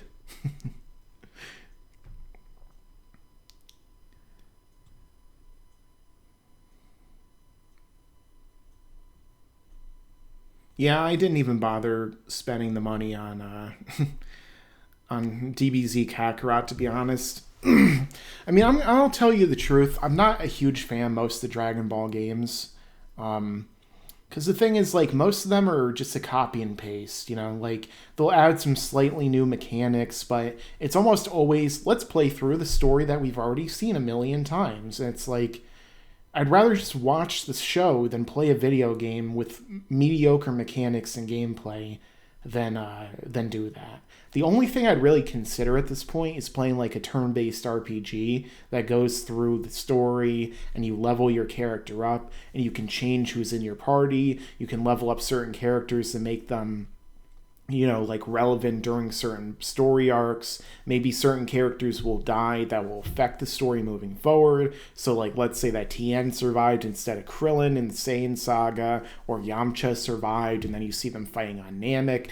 You know, like, things like that would be way more interesting to me, but even then it's still like going through the same story. So, like, I wouldn't say that Dragon Ball is necessarily limited when it comes to video game, but like, aside from like the arcade fighting games, you know, the type of games kind of like Fighters or something, you know, I'm not really huge on the video games, but you know, I don't really game as much these days anyway, as I used to when I was a kid.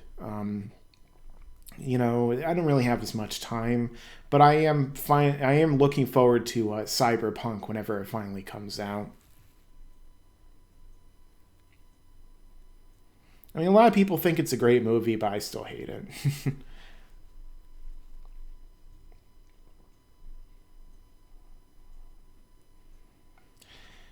I mean, yeah, Dragon Ball Final Fantasy would be cool, like that type of gameplay. But the thing is, like, most Final Fantasy games now are, you know, they're not really turn-based anymore. At least not in the way I'm thinking, you know, like they have like the action mechanics, you know, they're way more of like action games. You have to like have certain timing down. You know, I'm thinking more like the Pokemon games, the early Final Fantasy, You know, games like the Mother series, Skies of Arcadia, stuff like that, where it's like, you can just like, it's your turn. Okay, I'm going to go up, I'm going to get up, I'm going to go do a bunch of other stuff. I'll come back and I'll take my turn, you know, like, or, you know, you play the game at your own pace, your own rate, and your own choices make all the difference, you know.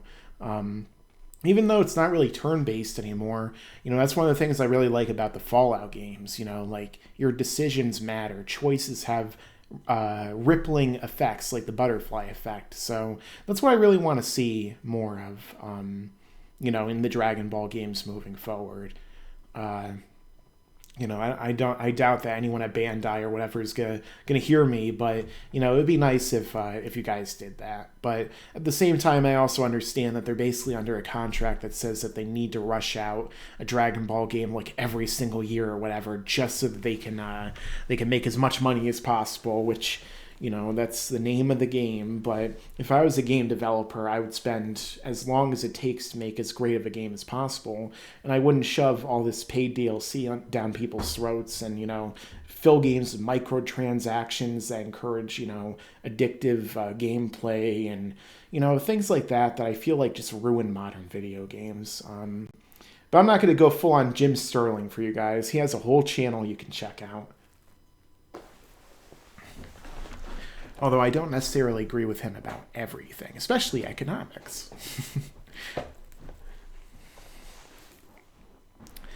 A family member of mine was really big on Titanic, so she would always watch the movie, and then she would literally rewind it. I mean, this is back on VHS, so like she would put the first tape in, and the second tape, rewind them, and rewatch again.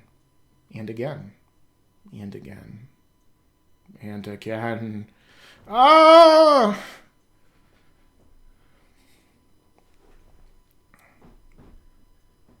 Dragon Ball's gotten oversaturated. I mean, like, the main story is overstayed its welcome in some respects, but I mean, like, there's so much room for them to develop Dragon Ball, and they just don't do it, you know? Like I complained about earlier, you know, like, they had the Dragon Room come in. They assembled this group of Dragon Ball fans and people that work at Shueisha who could put out, like, any Dragon Ball story they want. They don't even necessarily need Toriyama. They brought in a talented writer like, what was it, Dragon Garo Lee or Young GG, and they're like, okay, here, come make a manga. And he's like, okay, cool. What you're going to do is you're going to make a terrible isekai story about Yamcha, where some high school kid dies and becomes Yamcha. And you're just going to make jokes about Yamcha the whole time. Really. That goes to show you the entire state of Dragon Ball's leadership right now. Where that's the only thing they can come up with. Where, like, fans like us, who don't really have the inside track as well as some of these people who work there, can come up with better stories off the top of our heads than the people who are literally running the franchise. You know, it's not even to lift us up to some kind of, like, pedestal degree and say that we're somehow, like, you know, better writers or whatever, but it's more to say that these people have absolutely no originality, and you need to put some people in there who actually do. Because I could think of 50 arcs off the top of my head. Maybe I'll just do a video about it, joke video. 50 arcs that would be better than what than what they keep coming up with. Number 1. Piccolo is the main character after some evil wizard shows up and turns all the Z fighters into kids. And all of them are going back and reverting back to their child levels. But because Piccolo, at 3 years old, was actually in his adult body, he doesn't get weaker. So he has to not only babysit and take care of the young Vegeta, Goku, and all these other characters, even little young kitten Beerus, but he also has to fight off and defeat this evil wizard and save all of the world. You know, that's just one off the top of my head. That's not the story I'm writing right now, but I think that would be fun to see, even if it's just like an episode or, you know, a few of them. I don't know if that's ever been done in anime. I mean, that sounds like a cool anime if they ever did that.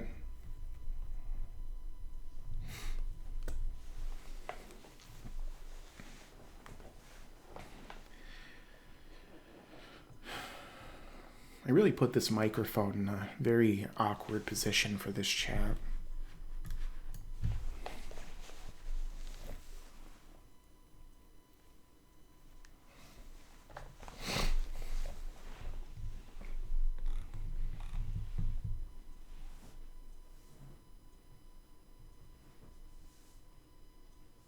Did I call him Toyotiro? I don't even know. I don't care at this point. I don't even know, is that even his real name? Because Toyble wasn't. That's the name he used when he wrote Dragon Ball AF, Toyble. That's why a lot of times in my videos I call him Toyble, just as like a joke, because that was his name. Now it's Toyotaro. What the hell is his real name? And the more names I say, the more it sounds like one of those scary movie scenes where they're speaking fake Japanese. Where they're saying Mitsubishi, Banzai, Sashimi, Sashimi, Kamikaze Banzai. But no. Nowadays, that would never get made. Neither would most of the works of the great late Leslie Nielsen. Definitely watch The Naked Gun and The Airplane because they're great movies. Some of the funniest movies ever made. And they don't necessarily appeal to the current ideas of... the current concepts of political correctness, let's say. They just wanted to be funny, and they were.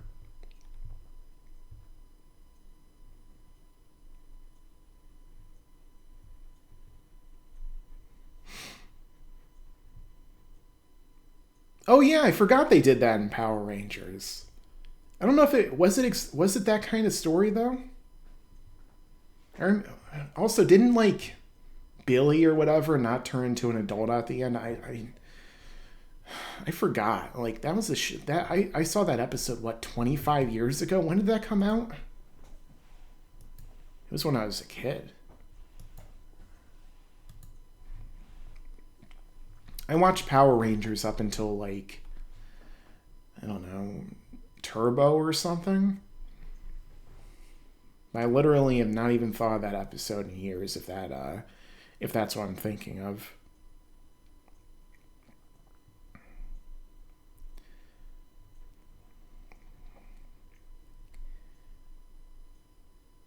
What happened in the Naked Gun series? Yeah, I mean, there's the first one, The Naked Gun. Well, actually, before that, there's a show called Tales from the Police Squad with Leslie Nielsen, which is also great. They canceled it after like 4 episodes because they thought it was, oh, you have to pay attention to this show in order to enjoy it. Most people aren't going to look at their TV, so they're not going to get all the jokes in the background, so we need to cancel it. That's literally what happened. I'm not even making that up. You can actually see documentaries about it.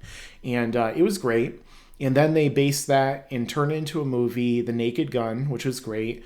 And then there was The Naked Gun 2, I think. I forget what the second one was actually called. And then the third one was Naked Gun 33 and a third. Because, they're just joke titles, Everything is meta humor. And I love it.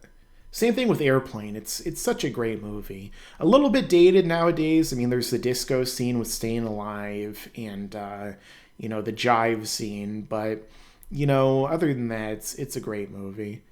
Do I watch Mr. Fusion? Yes. Definitely check him out if you haven't seen Mr. Fusion Lance's videos. He has this great series, Dragon Ball Dissection, where he goes in-depth about pretty much every chapter of the manga, and also... TV specials when they came out during the manga's runtime or the airing, and he makes great videos. It's nice that I think he's starting to finally get some more views, after years of, not really getting the views that I feel like his videos deserve, so, or at least have earned, so I'm glad that he's doing a little bit better in that regard. So, he's got years worth of content. Definitely check it out.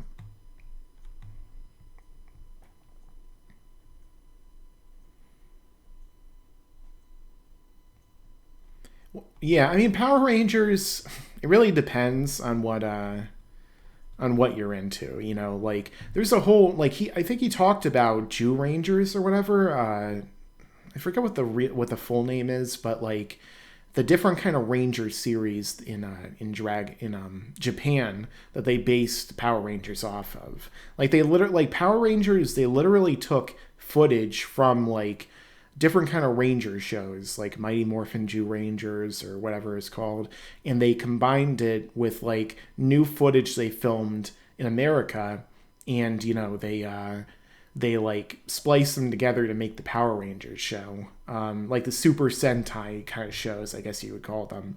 And you know, so I definitely, you know, I'm not really big into them nowadays, but you know, I was when I was a kid. You know, that was a big thing in the 90s for 90s kids, that you know, people loved like the Power Rangers. You know, it was one of those things that really caught on. Yes, hi.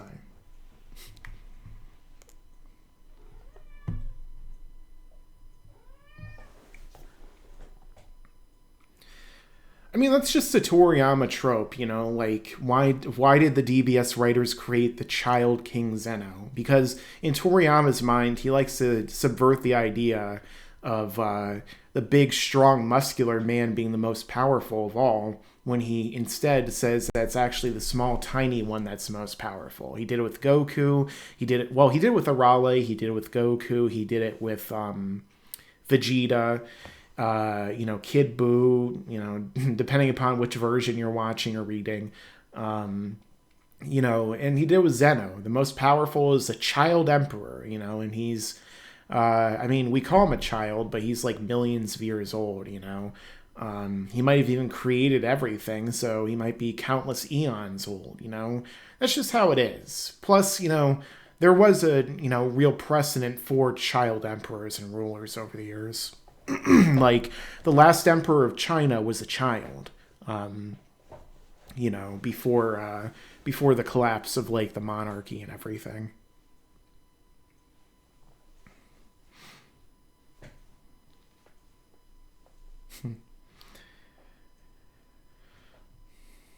Well, yeah, Toriyama was a big Disney fan. You know, like actually, a lot of people don't know this, but anime is really inspired by Disney. You know, like the expression-filled eyes, the animation. You know, like Astro Boy, for example, one of the most influential anime manga franchises, was heavily inspired by Dragon Ball. And Toriyama himself said that, you know, he was inspired to start drawing by 101 Dalmatians. So, you know, like Disney, like, you know, even though Disney nowadays has this certain reputation, they still created some really great quality stuff over the years that influenced things as far away as Japan. So that goes to show you just how important it was.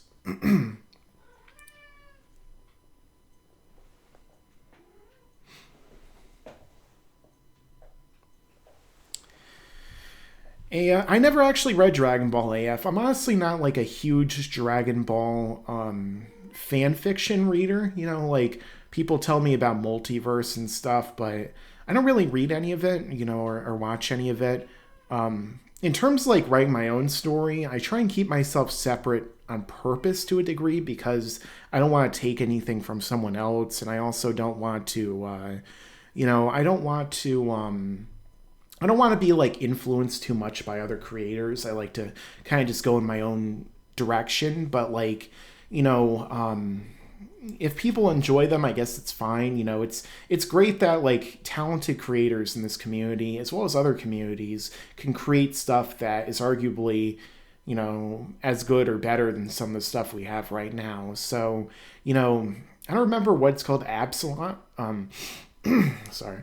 I don't know what it's called, Absalon or something, but I saw that there's like these fan films or fan series that's out now from Dragon Ball. I haven't watched it, but you know, it might be worth checking out. I don't know if it's Absalon or Eternity, whatever it's called. I'm sure you guys know more than I do about it. But it's something I've seen like from time to time while browsing on YouTube. And maybe I'm sure I'll watch it at some point eventually. But like I said, you know, like I spend so much time watching and doing other stuff, like, so when it comes to Dragon Ball, I tend to just watch the series or read the manga, and that's usually good enough for me. But like, if you really like the fan fiction and you really like reading people's stuff or watching their stuff, then that's good. That's fine.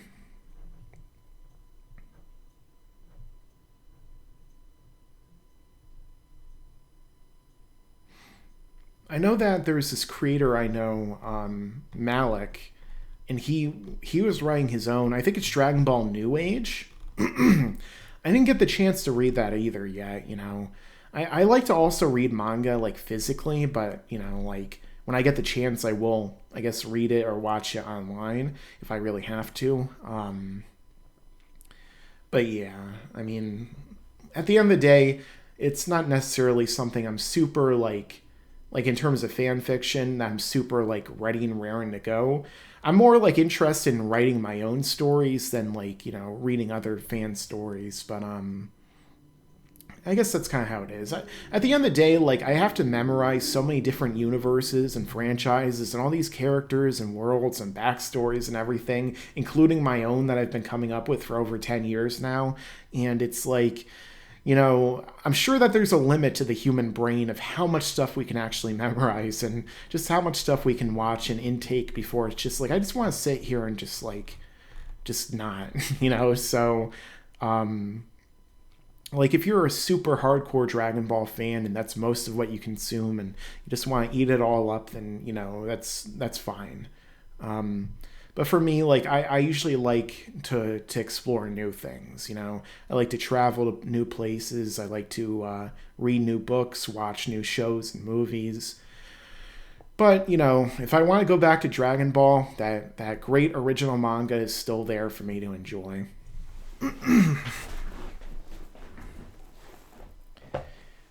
I think I saw like a little bit of the Cell versus Deborah fight in Multiverse, but at the same time, it's like, is Cell really gonna rip his own head off? I doubt it. And sometimes like, that's another thing with fan fiction. Sometimes it just seems so unbelievable for what's actually happening, how the characters would react. Like, I don't know that Cell would ever really decapitate himself to survive something like that, but who knows?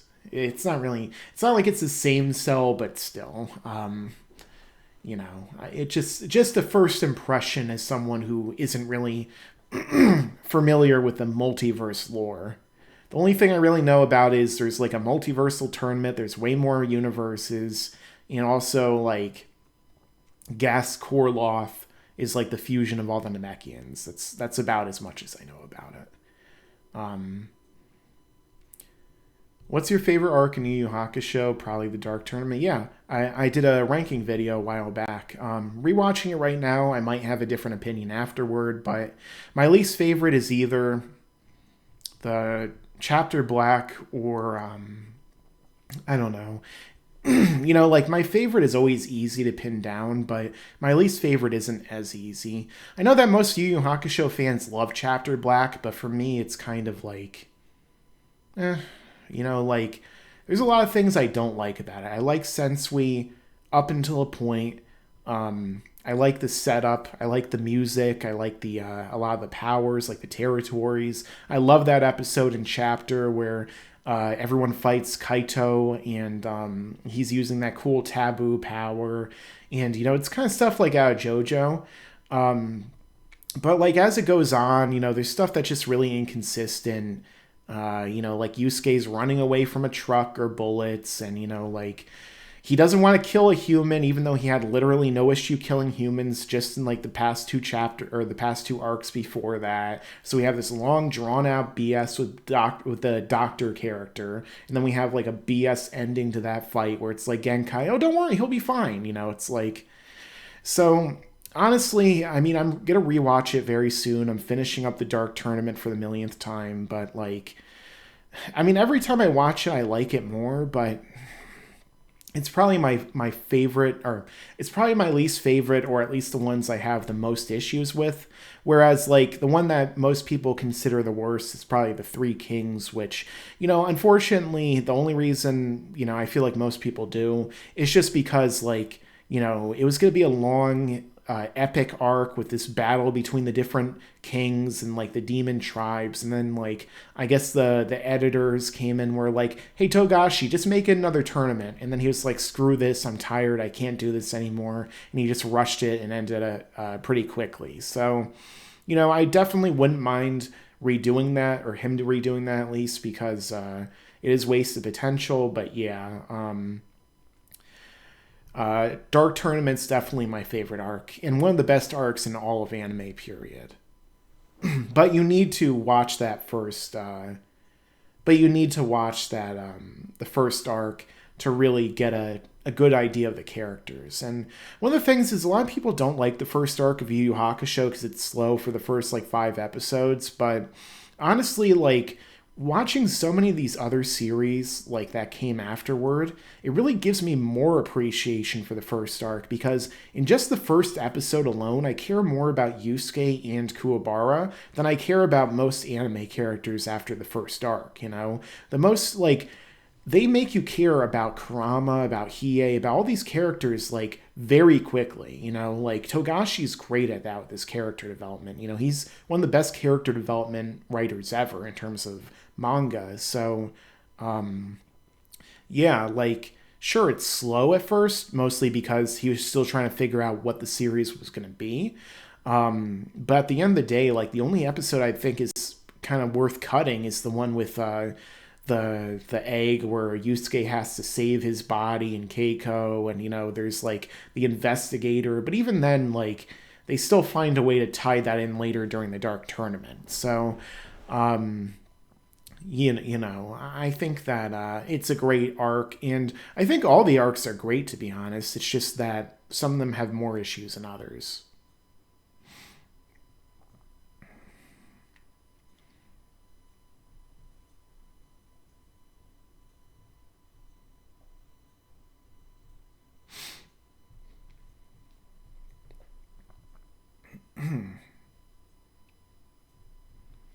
Yeah, I mean, it's Yu Yu Hakusho. The thing is, like, a lot of people say Yu Yu Hakusho is better than Dragon Ball. Dragon Ball is like my favorite anime manga franchise, so obviously I like it more. It edges it out for me. But in terms of like just overall content, in terms of just pure quality, because of how long Dragon Ball has gone on, and because of how many arcs it's had, especially in like Super Onward, really ever since the Buu saga, it hasn't really been as great as it was at its peak. You can definitely make an argument that Yu Yu Hakusho is better now. Maybe not as good as the pure heights of Dragon Ball and Dragon Ball Z, sure. And of course it was inspired by that, absolutely. Which you could definitely see at various points, like the Dark Tournament, for example. But the thing is that I think in terms of just overall quality of the 100 and something episodes and the so many manga chapters versus the hundreds upon hundreds upon hundreds of episodes of Dragon Ball, Dragon Ball Z, Dragon Ball GT, and Dragon Ball Super, just comparing the quantity versus quality overall, then you could definitely make an argument that Yu Yu Hakusho is better. But I leave it up to you as to which one you truly prefer overall. And I will say that Yu Yu Hakusho also has the better main character. He definitely has better development by this point in the series, because Yusuke wouldn't be giving Moro any senzu beans. He'd be killing him really quickly. Hey Moro, spirit gun! No senzu beans, not at all. But alright guys, thank you for joining me for this spooktacular, and before I go, someone else has to say goodbye as well. Yeah, my name is Harold Van Hugemasus, and you could check out my playlist here on the channel in which I discuss all things masculine in the Dragon Balls and the Yu Yu Hakushos and the other stories. So make sure to check them out all right now, and you'll be able to get the gigantic gains as a result. But as I always say, I'm the Angry Austrian, and I'll be back. And thank you guys for watching. Make sure to check out Laughingstock Cinema in the description. And I don't know if there will be an end screen in this video, but make sure to check it out. Check out my Mandalorian review. And thanks for watching. Happy Halloween. And I'll see you guys next time.